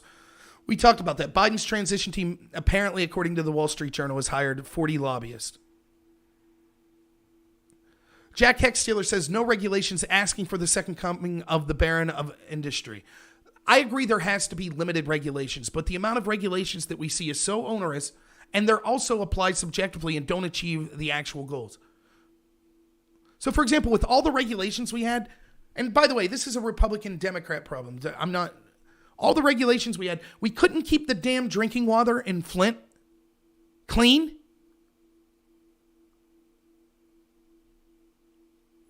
But let me tell you some of the things regulations have accomplished. So my father-in-law drives truck. He drives oversized load. In my little town that I live in, one of the biggest businesses remaining is modular homes. So there's several factories where people go and they build these modular homes. Then you get a truck to haul them to a site. They put them on the site and it's a home, right? So in order to drive these oversized loads, there are an incredible amount of regulations that go into this. With trucking in general, but in particular with oversized loads. Now, the first thing to know is this. Due to free trade agreements we have with Mexico, if you're a truck driver that's coming from Mexico, 90% of these regulations you don't have to meet. But if you're a truck driver in the United States, you do have to meet those regulations. One of the regulations that came about is something called e-logs. Now, an e-log is a digital kind of device that monitors how long you've been driving, how fast you're going, things like that. The purpose for e-logs, the regulation was put into place because the idea was truckers were causing accidents because they're driving 20 hours a day and they're not getting sleep. So we'll have this log here that will force the truck to shut down. Therefore, you don't have to worry about these truck drivers driving on little sleep and dangerous. You know what the net result of that's been? Accidents are way up from truck drivers. Why, you may ask? Well, picture this. You've been driving for 7 hours. You're on the interstate. There's a bad snowstorm coming. Now, normally what you would do in that snowstorm is find a rest area, pull off, wait for the storm to subside, and then proceed with your route. But now you can't do that because in 1 hour, your truck is automatically going to shut down. So what do? You hammer the gas. You drive through the snowstorm so you can try to get to your destination even though it's dangerous because you're going to be shut down for 16 or 8 hours if you don't get there in the next hour. Or you have a situation where trucks literally get stuck in traffic on an interstate and end up basically shutting down automatically in the middle of an interstate, which is not only an incredible safety hazard as cars then line up back and back further than construction crews or, Department of Transportation crews can monitor, which causes accidents, but it also causes economic failure. The list of regulations is insane. I could tell you the same with small farmers in my area. Let's just say, and this is a gross oversimplification, but we decide that the regulations for farms will be a stack of paper about this big every month. Now, if you're a corporate farm, no problem. You hire a lawyer or two, you make sure that you're meeting those regulations. No problem. But what if you're a family farm? There's 3 of you. Mom, dad, son working the farm. Who's going to take the time to meet all those regulations? Heck, let's talk about something simpler. Let's talk about minimum wage laws. Minimum wage laws sound good. That's a sort of regulation. I'll tell you right now, in my ideal country, everybody's making a wage. Everybody's working that wants, or that can, not that wants, that can, and they're all making a living wage. They're all happy. No one's missing a meal. No one doesn't have a roof over their head. No one's got medications they can't afford. That's what I would want. But let's think how this works. Maybe you live in Philadelphia or you live in Portland and you say, how can you live here if you work at McDonald's and you're not making at least $15 an hour? Fair point. The problem is when you pass this minimum wage law, it's not just going to be Portland or Philadelphia. It's going to be right here in Clarion County. Now, there's a shop up the road that happens to be friends of mine. It's called PJ's. PJ's was owned by retirees and immigrant. Traveled around the world, helped work with governmental contractors in our military. Retired, opened this shop. Basically, it's a little mom and pop. You can buy little groceries, little fishing equipment. They got deli meats there. They make subs. Process your deer also, for those of you that hunt. They'd process your deer for you. Now, the problem is, it's hard work. And they aren't making money. They're basically slightly losing money every year. But they're retired. This is what they do. They enjoy being able to talk to people in the community and providing a service for the community they love. And so they try to hire people. Mostly they get younger people. They can only afford to pay them. I don't know exactly what they're paying, but it's less than $15 an hour. And even then, they're losing money. Now, 2 years ago, there was a Dollar General that was put in half a mile away from them. Because it used to be this was the only game in town. If you wanted to buy some canned goods, some toilet paper, that's where you went, the mom and pop shop. That was all there was. Or you had to drive 15 minutes into the bigger town.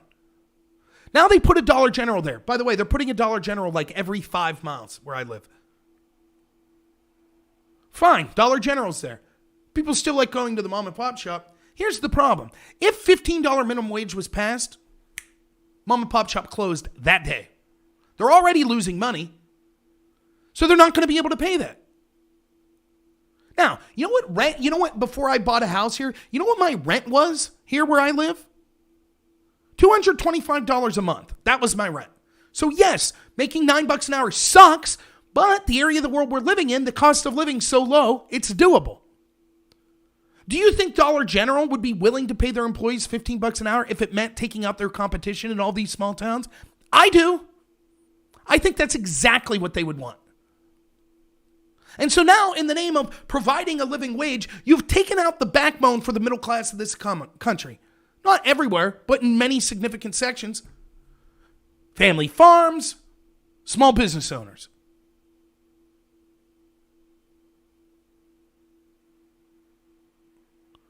$15 not immediate. It wouldn't be $15 until 2016. And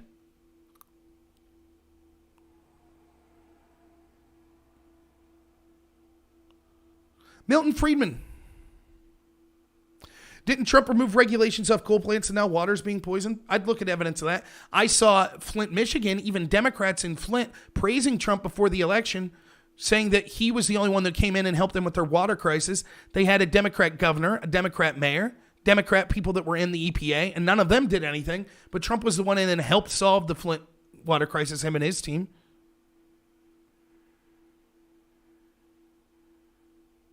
How many people work for those mom and pop versus Dollar General? Great question. So, yeah.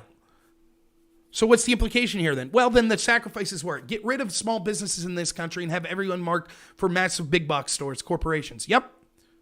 Makes sense.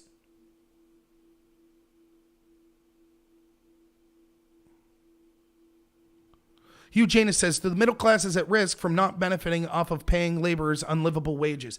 Unlivable to who? You in some city?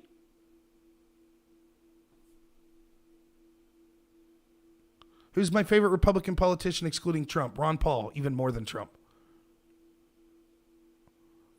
I'm not an anarchist, but look, Milton Friedman talks about this a lot. So imagine that you're coming through Jim Crow South, right? And you're an African American. You're coming up in the 60s. One of the things that you were able to offer was that you could sell your labor cheaper than other people.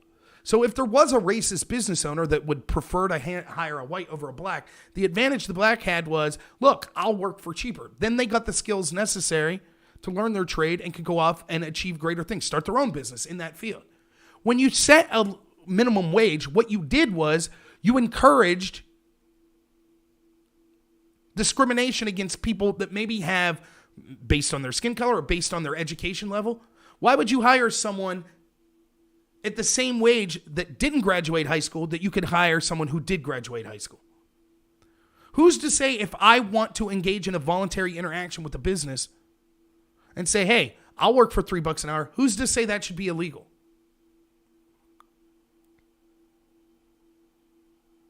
Right, different states have different costs of living. Different areas within those states have different costs of living.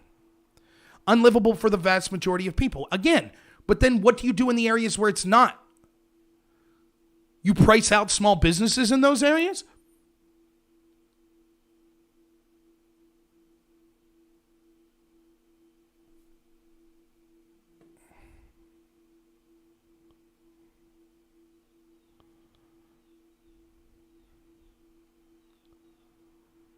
Now, I'm willing to listen to minimum wage arguments. I am. But I think that just like with the COVID restriction, the problem is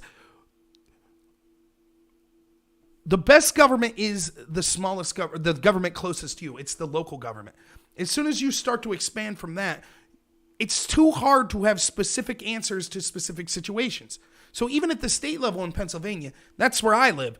So Pennsylvania, I don't know that it's unique, but the situation in Pennsylvania is this. We basically have two really big cities, Pittsburgh and Philadelphia, and then Erie, which is a smaller city. Heck, even Pittsburgh's kind of a smaller city.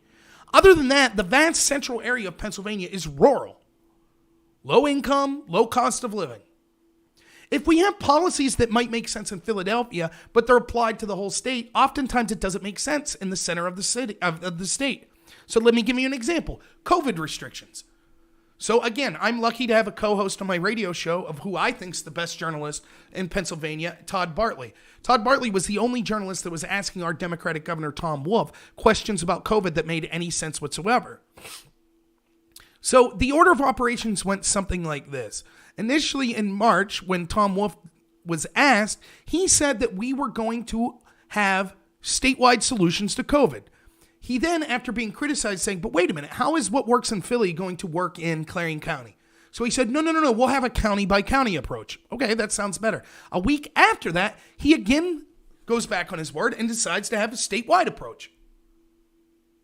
So that's the way it was for a long time. Now, let's talk about what this statewide approach did. There was a fear, and there was increased cases in places like Philadelphia. We'll use as an example. Philadelphia is an urban center. It's a bigger city. If there was going to be a COVID outbreak, it could do more damage there. And so the policies that they thought made sense in Philadelphia, which, by the way, they didn't, because Governor Tom Wolf violated his own orders to march with Black Lives Matter, allowed Black Lives Matter to violate his orders. He selectively applied who these lockdown and restrictions would be applied to. He put COVID patients in nursing homes, which caused tens of thousands of deaths in the nursing homes. So his policies didn't make sense anyways. They're horrible. They were designed to be political in nature to harm Donald Trump. That was the idea of Governor Tom Wolf's policies. But even aside from all that, so they had lockdown orders and stuff in Philadelphia that didn't make sense in the center of the state, where there were almost no COVID cases. Now, you might say, well, better safe than sorry. Well, here was the result of what happened. So imagine that you're a hospital in Philadelphia, and you're worried that there could be an outbreak of COVID. And so you tell people, don't come to the hospital with other procedures because we're afraid that there's going to be a massive COVID outbreak and our beds are going to be short. But that's not true in Clarion County. That's not true in Sullivan County and Jefferson County and Clearfield County, all of these counties in the center of Pennsylvania. But they were given the same instructions.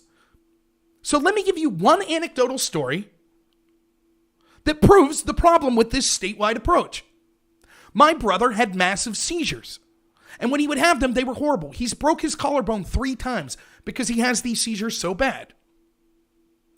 When he has them, he'll have them for like 5 minutes or so and then stop. And then it's usually over a 2-3 hour span. He'll just keep having them. Okay? So his local hospital was in Jefferson County in this town called Brookville. It's about 20 minutes away from where my mom lives. So he starts having seizures. My mom drives him to the hospital. She goes to take him in the hospital. At this point, Jefferson County had 0 cases of COVID. This was April. 0 cases. My mom walks into the hospital with him. They tell her, you can't be here. We could take him in, but you can't be here because of COVID. Okay. So she waits in the parking lot. Assumes she'll be there for 3-4 hours until he's stable and he's no longer having these seizures. To her shock, 20 minutes later, he comes out of the hospital. Why? They didn't want to risk him being in there because COVID patients could come in. So when he was done having his first seizure, they let him go. My mom goes into protest. He's going to have another seizure. He's going to harm himself. Well, that's our policy. And so, in the 20-minute drive home, about 10 minutes into it, he starts having a horrible seizure in the car. My mom gets out of the car because he's harming himself, I guess, with the seatbelt, opens the door, he falls out, breaks his collarbone again. Now they have to call an ambulance to take him back. Why? Because the statewide policy of what they instructed hospitals made no sense at the local level. None.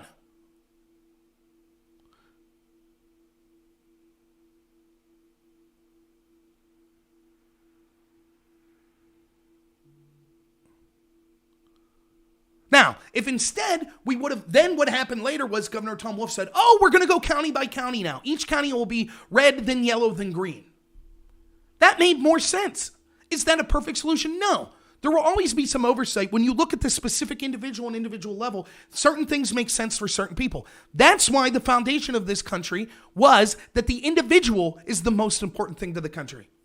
Because even if you make bad decisions, you know with maximum freedom that you at least have your best interest in heart. Is that what the government has for you? Tell that to the nursing home patients that were basically locked in rooms with COVID patients. They were told, imagine, like I talk about this, it actually makes me emotional just thinking about it. Imagine being in Pennsylvania. Imagine you're a 90-year-old woman in Pennsylvania. You have great grandkids. Your grandkids just had kids. You got great grandkids that are 2-3 years old. So excited to see them. You're 90 years old. You're in a nursing home. Your nursing home staff comes in and says, we're sorry, ma'am. Unfortunately, we won't be allowed to have visitors because of this virus. So if you need help calling your family, we could call them, but they're not going to be able to visit for the foreseeable future. You'd be devastated. But then it gets worse. All of a sudden, you get a new roommate. They have COVID. And you think to yourself, wait a minute. My children, my grandchildren, my great-grandchildren can't come here under the fear that they may have COVID. But they just put a COVID patient in with me. Then predictably, you're already immune compromised. You're 90 years old. You get sick. You get COVID. Still, your family can't visit you. And as you lie there on your deathbed, knowing that you were unable to look at your family for the last months of your life, you know what the final thought going through your head is? They're not even going to be able to have a funeral for you.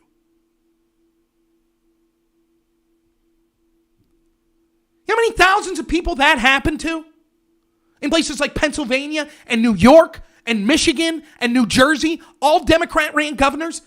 That we didn't know. We didn't know if we put COVID patients in nursing homes, it would cause people in nursing homes to die. We just didn't know. That's your experts.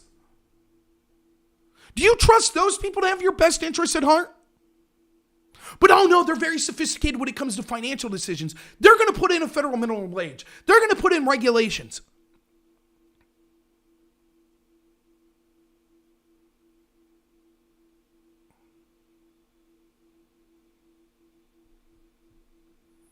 That happened. That's not some hypothetical situation. That happened. Tens of thousands of people unable to see their families as they lie on their deathbed and were basically sentenced to death because Democratic governors wanted to say Donald Trump sucks. So they intentionally killed old people.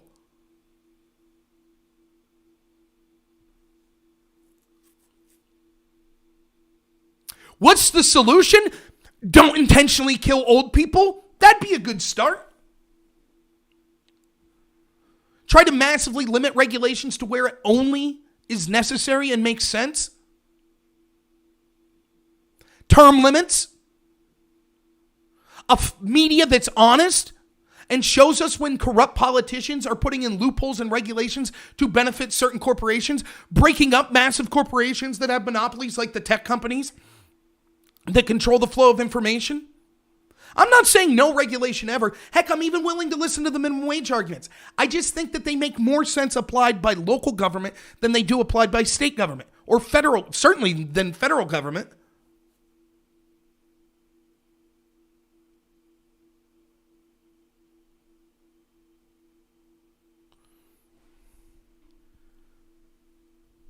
Getting a government that works for us. Look, this conversation of regulations, I hear you, my friends on the left. I get it. I don't think you're coming from a bad place saying, damn it, all we want is people to have a living wage.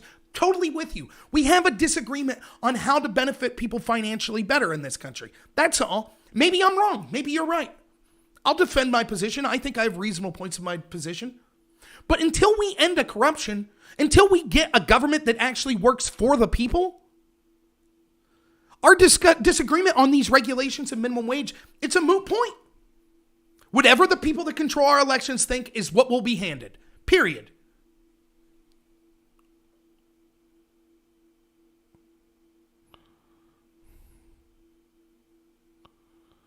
Epic says, I'm not sure that's right. I suspect the care home industry, before they knew how bad COVID was, quietly lobbied governors to send them patients to make money. Okay, let's say that's true, right? So the argument is then, well, it was a financial transaction and it was just a blunder. Okay, here's why that's stupid. Let me ask, and I've done this a dozen times. Anyone in the chat, let me first ask you this. So this will require some chat participation. All of you can be involved, so please. If you're on podcast, I'll relay the results to you if you can't see the chat. Anyone in chat, is there anyone in this chat right now that's an epidemiologist or a virologist? If not, you could just type no. In fact, if you want, you could type in general what your career is. Nope, we got one person that says no. Joe Klecka, We Archie, Free Thought, I'll say no. I'm going to guess the answer is no, unless someone says. I'm guessing that we have a stay-at-home son. We got ophthalmologist, right? I worked in home health care with people with disabilities. I now sell life insurance. We got an electrician, a barber, IT, restaurant worker. Okay. A healthy mix of people with different careers that are all awesome. Great. By the way, let me just say as an aside, and I don't care what your job is. If you work, kudos to you. Like one of the biggest videos I ever had on YouTube, which isn't huge, was Fox News making fun of the guy that used to be on the Cosby Show for working at Trader Joe's. How dare they? He could have sat at home and made excuses. He went out and did what he could in the immediate time to provide for his family. I respect anyone who does that. I don't care if you're working fast food, if you're working at Walmart. If you're out there working, good for you. It's easy to take the easy way out and not work, so good for you no matter what you're doing. But anyways, on to this point. We got a gardener, caregiver. That's what I did, lying dog-faced pony soldiers. Nursing, biotech engineer, paralegal. No epidemiologist. Now, next question. So now we know. So if you're listening, you know what the audience is. We don't have any virologists or epidemiologists. Let's say I was to say this hypothetical situation to you. Next year, I'm worried in the next 3 to 6 months, we're going to have this new virus that comes. And it's going to spread a lot. Now, I want to ask you this. If you had to pick a specific group that you think would be most endangered to die by this virus, which group do you think it would be? Can you give me a group? What do you think the most, realistically, any virus that's coming on, this bad virus is coming. Gamers, someone says. Who do you think would be most at risk from a bad virus? I haven't seen Unbreaking American. Sorry. Maybe it's something I'll check out, though. So the question is to all these people. Joe Klecka says, old people. Joe, what was your job again? You put here, didn't you? Well, you're not an epidemiologist. You said that. Elderly immune compromise. Immune system compromise in the elderly. Look at that. 70 plus people. Elderly. Wow. An entire group of people who have no expertise in epidemiology and virology instinctively knew, well, if there's a virus coming, probably the people most at risk would be the elderly, particularly elderly that are immune compromised. Now, I could tell you that not only is it true in this chat, I could go to my local bar if they ever allow it to open. I could go there and ask a bunch of guys that just sit around and drink, and all they know about is, which whiskey tastes the best, and, their favorite Hank Williams song on the jukebox. By the way, my people, I love those people. I love hanging out with them. They couldn't tell you word one about anything in the political world, about any virus or anything like that. I could ask those people the same question as they were 3 sheets to the wind drunk, and they'd be like, yeah, I guess the virus is coming. It'll probably affect old people. They'd know. But Health Secretary Levine didn't know that. She's an expert. She's a virologist. The virologists that were helping running Michigan, they didn't know that. That were helping run New York, they didn't know that. That were helping run New Jersey, they didn't know that. How's that possible? That the experts didn't know as much about a virus as us laymen did. How is that possible? We're supposed to pretend that they're just that dumb. Now, maybe they thought, look, the virus isn't going to be that bad, so we'll make a little money sending people to nursing homes. Maybe that's what they thought, right? Then explain the lockdowns that were occurring simultaneously. So even if that is the case, well, they didn't intentionally kill this old people. They just tried to make money and thought that the virus wouldn't be a big deal. But at the same time, they locked the rest of the states down. Well, that's still corruption. And that corruption still led to the deaths of old people. And they should be criminally held accountable for it.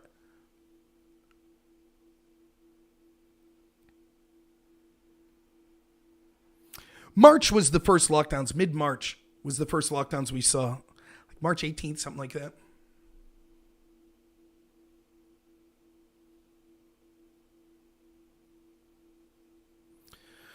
Blade043 says, quick interruption. When I join different podcasts, do I generally feel that others on the panels are receptive or dismissive of your points? I guess it depends. Most of the time I'm on Twitch, so I would say dismissive. If I'm debating left-wing people on Twitch, most of the time they're dismissive. They just say, you're a conspiracy theorist. We're not going to listen to you, or you're a racist or something like that. But there's certainly been good people on the left I've had discussions with that isn't the case. And there's certainly been people on the right that I've had discussions with that were very kind to me. Do I know when the patients were first sent to care homes? I don't, but I do know this. I know that after the lockdowns, there were still patients that were diagnosed with COVID being sent to nursing homes until, I believe, mid-April. So even if they first started saying, certainly they knew by the end of March the dangers of this, yet they were still sending COVID patients to nursing homes.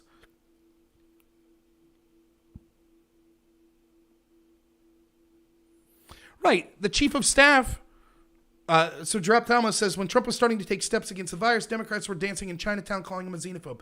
The chief of staff that Biden's hired said exactly that in February 28th. I think he tweeted that out.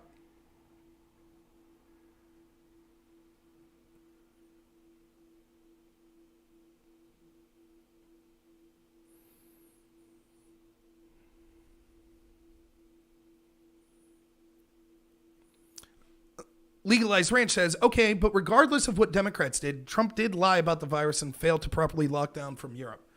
That's not true. He tried to lock down from Europe, right? He certainly locked down from China.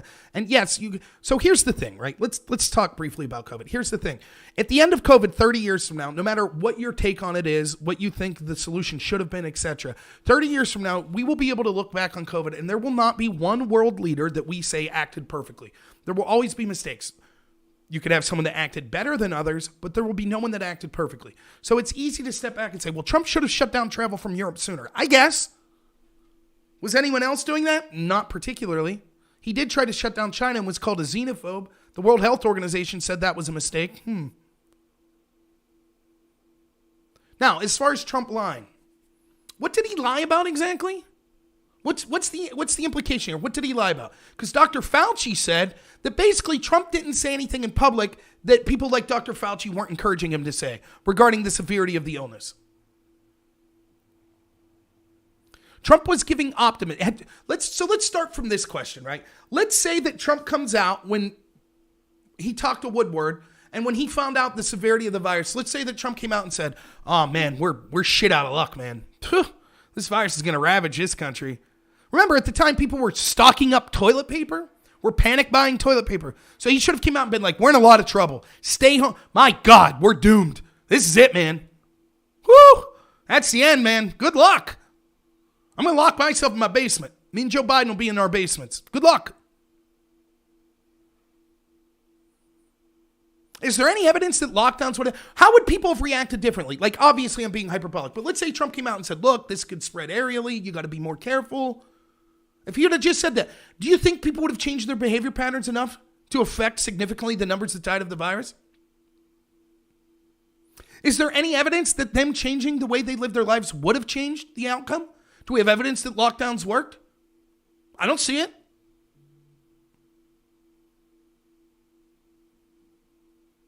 And then why are we going to criticize Trump? Let's not forget, the same people that say, "Well, Trump's the problem. He needs to listen to the medical experts." What were his medical experts doing?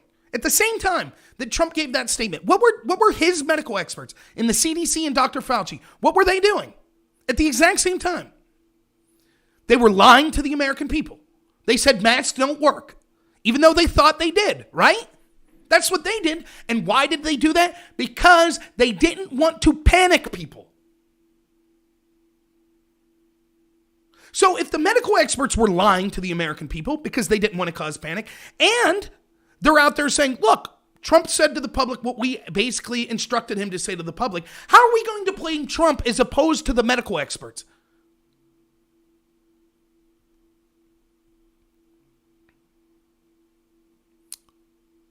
Legalized Ranch says, no, they did that because they didn't want people to panic buy PPE specifically. What do you think would have happened if Trump would have came out and talked about how severe it was? You don't think they would have panicked buy PPE?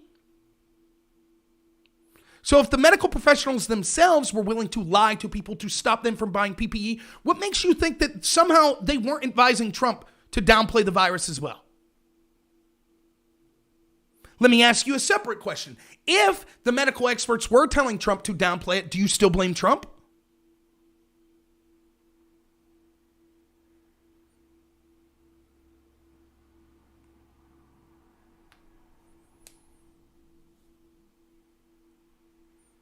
And aside from that,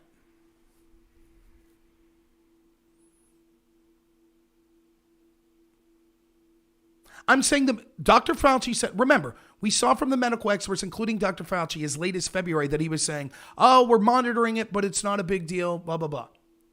We saw Dr. Fauci come out and say that he thought that what Trump was saying publicly was right in line with what the medical experts were telling Trump in private. We know that the medical experts did not want to inspire panic because they thought that it would lead to a rash of buying PPE supplies that then wouldn't be able to get into the hands of doctors. So I think that we would have seen medical experts come out and say, "Look, we were telling Trump to tell people that this virus could go airborne and that it was going to be very serious, but he lied and he did not do that." Instead, we see the opposite. Dr. Fauci came out and said what he said was in line with what I was saying. And we know that Dr. Fauci and the CDC were themselves lying to the American people at that time out of fear that it would cause panic.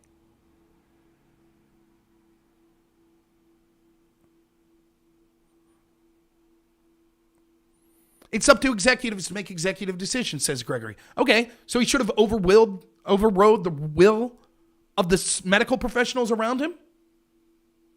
It's funny that people that say that if the medical professionals told Trump something and he refused to do it, they'd say, what the hell is Trump doing? He doesn't know anything about a virus. Why is he overriding his medical professionals? But then when he listens to them and it's wrong, they say, well, he's the executive. He should have overrode the medical professionals. Meanwhile, at the same time Trump was saying this, the Democrats were out there saying, go on, go have fun. It's xenophobic to stop travel from China.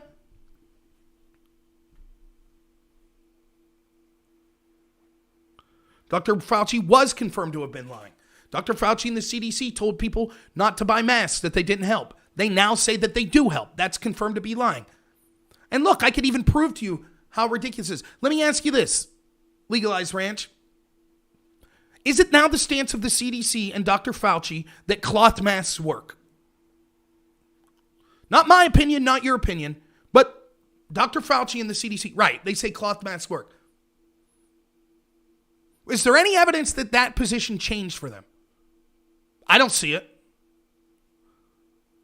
So then here's what happens. In March, when Dr. Fauci and the CDC are telling you that masks don't work, they've later came out and said, well, the reason we said that was we didn't want people to rush out and buy all of these N95 masks. But they think cloth masks work. So how about this? Instead of saying, don't get masks, they don't work, why wouldn't you say this? Hey, everyone, do you have a t-shirt at home? Here's what we want you to do. Cut it and then make yourself a mask. No need to buy an N95 mask. That cloth mask will be just as effective. Why didn't they say that? Masks save lives, right? The head of the CDC said masks may be more important than a vaccine. And if the cloth masks work, why wouldn't they tell people, instead of saying masks don't work because you're afraid they'll buy the N95 mask, why didn't they just say, make your own cloth mask? No need to go buy one. The cloth mask works just as well. Instead, they said, no, masks don't work, thereby intentionally infecting people. They knew that this would lead to more infections. Not my argument, their argument.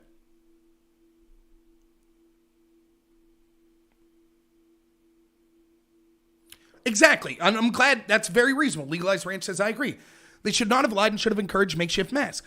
So knowing that they were lying, the medical experts were lying, how can we blame Trump for supposedly, again, Dr. Fauci said what he said in public was in line with what we were discussing with him.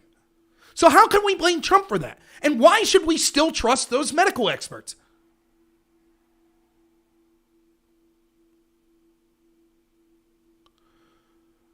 Gregory Peckery says, well, Fauci did suggest not all Americans need a mask early in the pandemic. He did change his stance shortly after, has continued to encourage the use of them. And?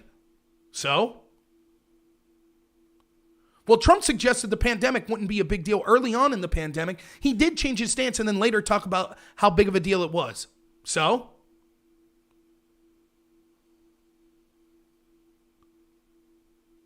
We're told to put our faith in people that have admitted to lying to us. And they didn't have to lie to us. They could have told us just wear cloth masks. So what is it? There's only two explanations. That the medical experts are dumber than us, the average people, and they didn't realize, geez, if we don't want people to buy N95 masks, all we have to do is tell them to wear cloth masks. Or they didn't care if people got the virus. And so that's why they said don't wear masks. Or the third option, they just didn't know shit about if masks worked or not. But that's not what they say. Believe them. So which is it? They're dumb, they're lying now, or they didn't care if people got the virus. Either way, why would we put our trust in those people?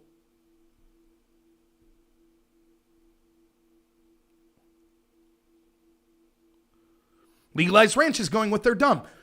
I tend to agree. Okay, well, I think they're lying, actually. I think they didn't know. Is what I think. They didn't know about masks. And by the way, I'm a Trump supporter, right? I'm a conservative. Must be this big anti-mask person. I wear a mask almost everywhere I go. I was one of the first people that you could go back in March and watch my video when the CDC said masks work or don't work. And I said, that is a statement so stupid, only a medical expert would say. Because they admitted they knew next to nothing about this virus. So how would they know masks don't work? It seemed incredibly suspicious to me immediately. I said it on this channel.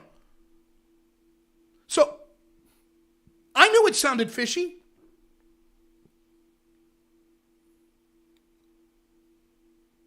Legalized Ranch says, I don't support Biden or Trump. That's fine. Fair. Think about what happens, though. We intentionally crushed the economy. There were obvious consequences of these lockdowns. Obvious. People's medical health was going to be severely... we see suicides up, substance abuse up, the economy collapsing. We could see effects of this for 10 to 15 years later. If your argument is, yeah, I think the CDC and Dr. Fauci and these medical experts are dumb, why are we knowingly accepting known evils, destroying our economy, all of these medical consequences when it comes to the lockdown based on their word if we think they're dumb or they're liars or they're evil? Why would we accept that? If you think I'm an idiot and I come to your house and I say, listen, trust me, here's what you got to do. You got to burn your house to the ground because there's spores in your house that are going to kill you all. So time to burn your house to the ground. And you're like, dude, you are a moron. You're just wrong. Would you do it? Would you say, well, hey, the risk is so high, me and my family could die. Better burn the house to the ground. You would say, yeah, I'm not going to listen to someone I think's dumb. That's telling me to do something that I know 100% will harm me and my family. January 22nd, we have it totally under control. It's going to be just fine. Are you quoting Dr. Fauci? Because at the end of January, Dr. Fauci was saying that there was no problem from the coronavirus. Legalized Ranch says, I see your point. I think there's a lot of blame to go around, but we need to move forward, and it doesn't seem like Trump is interested. How so? Seems like the Democrats are only interested in the political nature of it.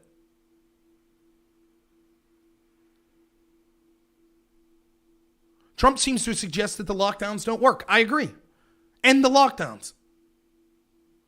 How is it, again, that I have no special intelligence, I have no special connections, I have zero. I don't know if you can tell, but I'm basically a big fat guy, so when it comes to medical information, clearly this probably isn't the guy you should be taking advice from. And I don't deign to give anyone advice. When it comes to the vaccine, to masks, to specific medications you're taking, to your lifestyle, you will not hear me give advice. Don't do it.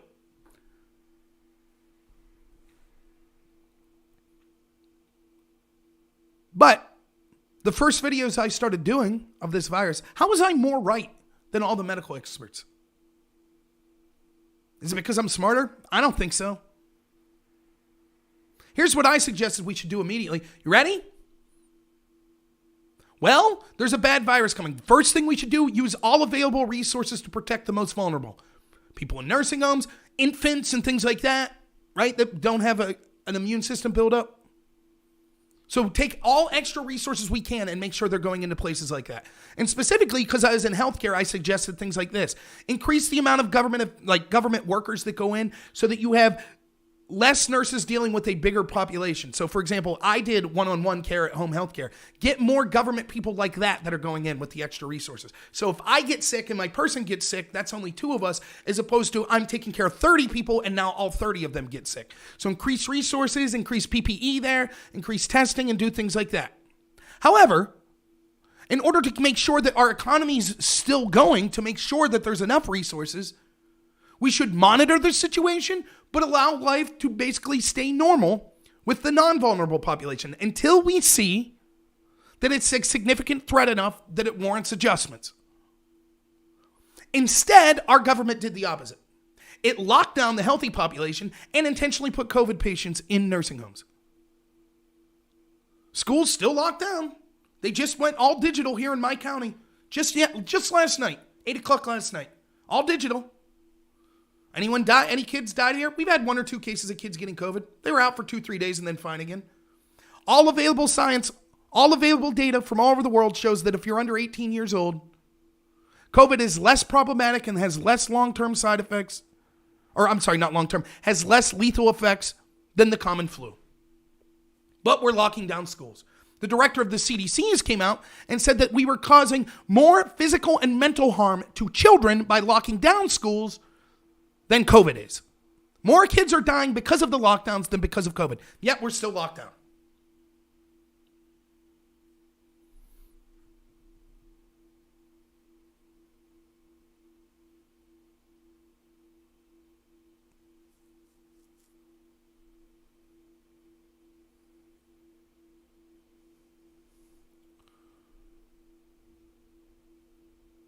I heard false negatives outweighed false positives. Maybe. I don't understand the fascination with the amount of people that are infected. Weren't we told flatten the curve? What does flatten the curve mean? Flatten the curve doesn't mean less people get it, right? That's what they would have said. We need to stop the virus now so not as many people get it. That's not what they said. They said flatten the curve. What flatten the curve means is, let's say in your town, 1,000 people are going to get this virus. Well, if we do nothing, 1,000 of them will get it all at the same time, and then the hospital will be overwhelmed. Therefore, some of those people will have not proper care and will suffer more serious consequences, death, long-term effects, etc. Flatten the curve means those same 1,000 people still get it, except instead of getting it all at once, they get it over the period of many days or many months. Therefore, they all could receive proper care. That was the argument.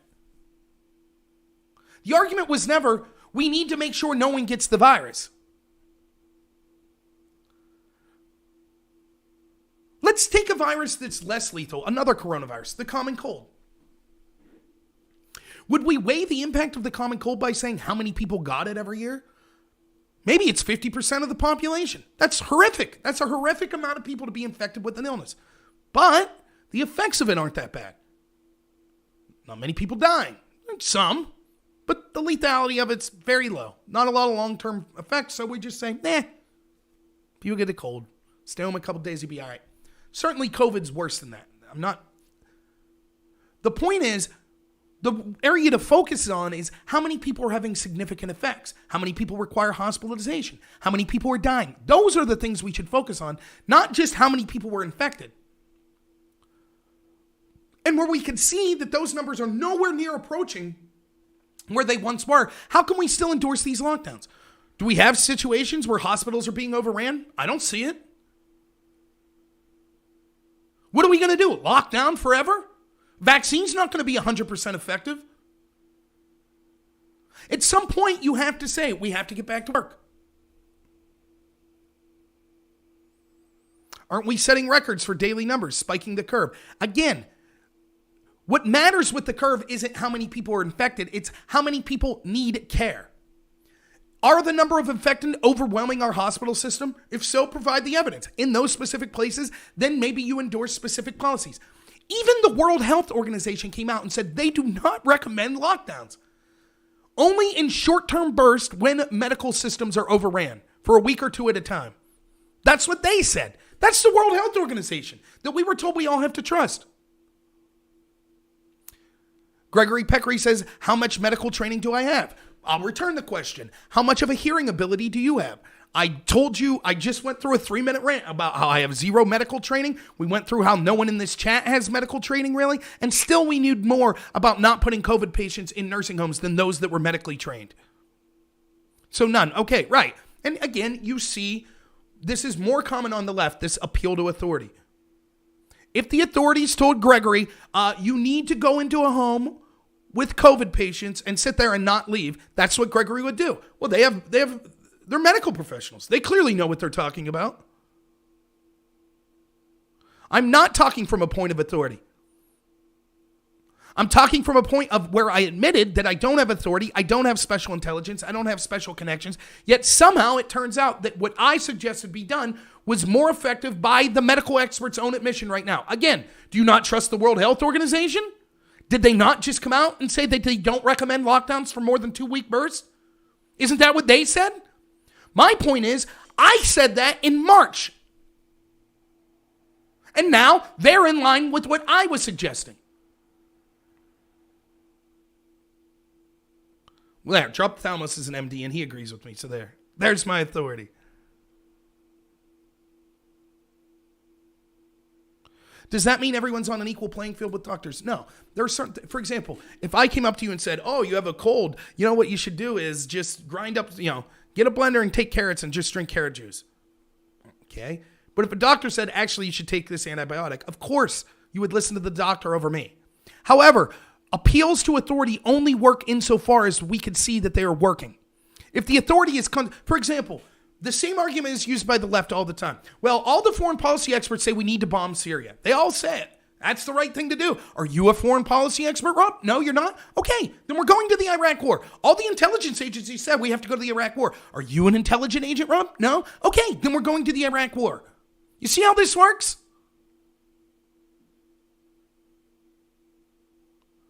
Neil Ferguson, who made the Imperial College model, that was the model that said that 2.2 million Americans would die and over 500,000 people in the UK would die, and suggested that we lock down for at least 18 months. His predictive record before this was, he predicted, I think in 2002, I believe it was, that mad cow disease would kill tens of thousands of Brits. The final tally was 170 or something like that. He predicted that tens of thousands, if not hundreds of thousands, would die of swine flu. The final tally was like 1,000. He's wrong over and over again, but he's a doctor, so we have to listen to him.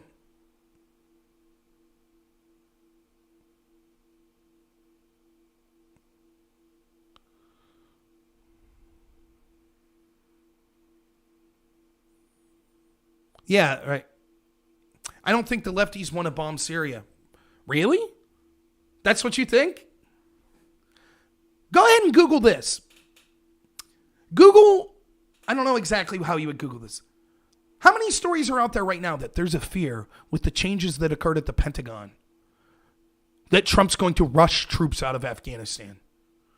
It's very fearful to the neocons and the neolibs running the Biden campaign that want to make sure that we stay in these perpetual wars. Very troubling. I'm not saying the individuals on the left want to bomb Syria, like your friend, the average person. That's certainly what the Democratic Party wanted. Well, Legalized Ranch says, I don't think neocons and neolibs are lefties. Well, then you don't think the Democratic Party are lefties, because they're all for these wars. Right. So then, if you're against the foreign wars, Trump would have been a better option than Biden. I mean, again, I think this is an argument without distinction. So Legalized Ranch says, no, the Democrats are right-leaning. So then give me an example of a left-leaning government. CCP, China? Like, there's always this no true Scotsman. Oh, they're not left-wing enough. That's not real communism. That's not real. No, that's not the real left wing. Okay, give me an example of a left wing.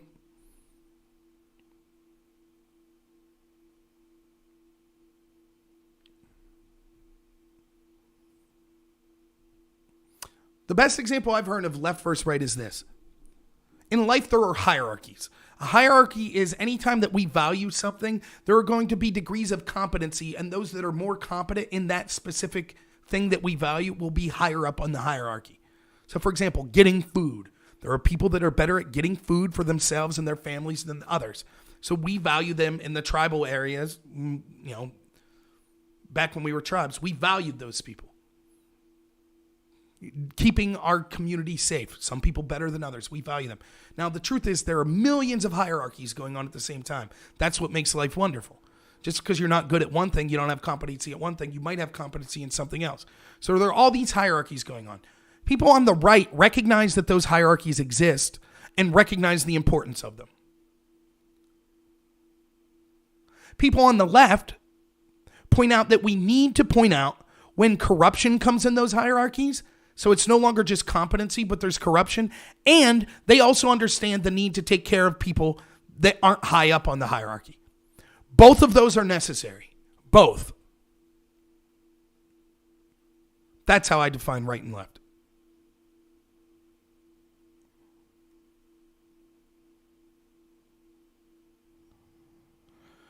Legalized Ranch says, I'm not sure of any left-wing government, but that doesn't make Democrats leftist. So if it's something that doesn't exist, then what's the distinction?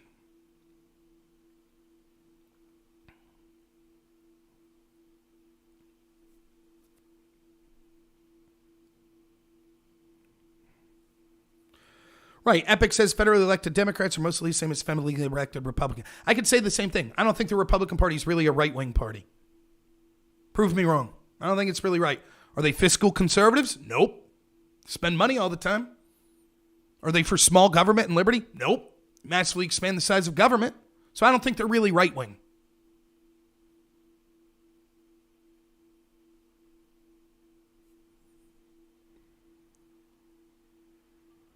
So, all right, my time has expired. I'm 23 minutes past. Of course, there are tons of people that are left-leaning and they're not supporting wars in Syria. I absolutely agree. That's not the way the Democratic Party is being ran. There are tons of people that are right-wing that were against the war in Syria, that were against the war in Iraq, etc. But the Democratic Party right now and the establishment Republican Party, again, the only time I saw CNN and Fox News and the New York Times and the Washington Post all praise Trump was when he dropped bombs on Syria. He's acting presidential, they said. I don't care if you want to arbitrarily say, well, I think none of them are left. I think they're all right-wingers. Or if I want to arbitrarily say, I think none of them are real right-wingers. I think they're all corporatist, globalist. Well, whatever. Yeah, it doesn't matter. The label doesn't matter. I'm just pointing out the Democratic Party was all for. That was the low point in the Trump presidency as far as I was concerned. His bombing of Syria, one of the low points. And yet, to my dismay, of course, that was the one time that Rachel Maddow was like, yeah.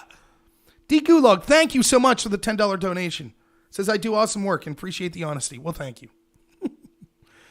Honesty about going bald here. So, all right, I do got to run. Thank you so much. I think you guys are the best. Let me just give you my agenda. Tonight at 8 o'clock on whatever channel you're watching right now, I will be debating on Dylan Burns' Hippy Dippy podcast. There will be 4 of us that lean right, though. It's always funny because I think it's tough on Twitch to find like people that consider themselves on the right. I don't even know what I consider myself. I care about corruption. That's it. Socially, I'm pretty liberal. I'm for gay marriage. I think the war on drugs is a disaster. I'm almost libertarian. I think you should basically just be left alone when possible. Economically, I'm definitely conservative. Limited taxation, etc. But whatever. I don't care whatever label you put on me. It doesn't matter. I'm not going to get upset with people who say. I'd say that. But, we'll have everyone on my side. I think we have an anarcho-capitalist. We have someone who calls themselves a Christian Democrat that's going to be considered on the right. So my side will be very diverse as far as ideology. The left side's usually socialist, communist, something of that nature. So that debate tonight will be at 8 o'clock on whatever channel you're watching right here, whether it be YouTube, D Live, Twitch, Periscope. I don't think it'll be on the podcast. So if you're listening to the podcast, you have to turn into Normal America with Rob Noor on one of those other platforms. Though on D Live, I'm just Normal America. With Rob Noor wouldn't fit. So just so you know. You might know one of the people I'm debating. It's got a bigger channel. His name's Vaush. I don't know much about him. I know that there's been a massive movement to ask me about his supposed support of child pornography. So I'll try to work that into the debate sometime. Yeah, I'm debating Vaush tonight. Yeah. So we'll see. I'm going to give Vaush the benefit of the doubt that it was taken out of context, that he doesn't actually support child pornography or think that it should be legal. So I'm not going to approach him hostile. If he clarifies that that's what he does believe, that won't be good. I'm afraid it'll be hard to have a discussion about other things if someone believes, that's something that's so heinous. You're just like, oh, okay. Vaush is a good debater. Good. I hope so. I'm not too worried about it, though, because I don't really look, there's the ego part of me that wants to win any debate I'm in, but there's also the part of me that knows if I debate someone who's better than me or smarter than me, then maybe I'll learn something. So it's a win-win for me. So when and where? So it'll be 8 p.m. on this channel. It's pronounced Vaush. Okay. I don't know much about him. Like I said, the only thing I saw was people sent me that clip, and then I watched a video he did on the 1350 stuff, and I didn't disagree with most of what he said there. So, yeah. Yeah, good. I'm glad he's intelligent. It'll be more fun than debating not intelligent people. So I think I'll purport myself well, as I usually do. So hopefully it's fun, and hopefully we learn something, and it's entertaining, and people like watching it. 8 p.m. Eastern time. So it'll be on this channel. If you choose to support a left-winger instead of me, it's going to be on Dylan Burns TV, the channel, which is a Twitch channel. So he's the host, and he's a left-winger, so he'll be hosting it. But he gives us permission to also broadcast it on our own channel. So so feel free to watch it on whatever channel you want. But that'll be at 8 p.m. tonight. Now, unfortunately, it would be nice if I was able to prepare for that debate, but I'm going to leave here, let my dogs out, get lunch, and then by 11 I have to do work, and I'll be working until I might be a few minutes late on that 8 o'clock thing because I got work appointments all day today. So, but thank you so much, everyone that's listened, even those that disagree. I thought it was a great conversation. I hope that it shows that we could disagree with each other, and it doesn't necessarily mean that any of us are horrible people. But but I agree with my positions on things. But I'm willing to hear people that have different positions. So thank you so much, everyone. Look forward to seeing you all tonight at 8 o'clock. Oh, yeah, Nickel Liquor, I should say that. I also sell life insurance if you're in Pennsylvania. Drop me a line. If you have anything, if you want to donate to me and you don't like using these platforms, you can email me at my email address, rob.noor@gmail.com, which I'll put in the chat for those of you that can see it. If you want to email me to get my post office box, I've had people send me flags, the flag behind me, my friend Preacher sent me. I've had people send me books.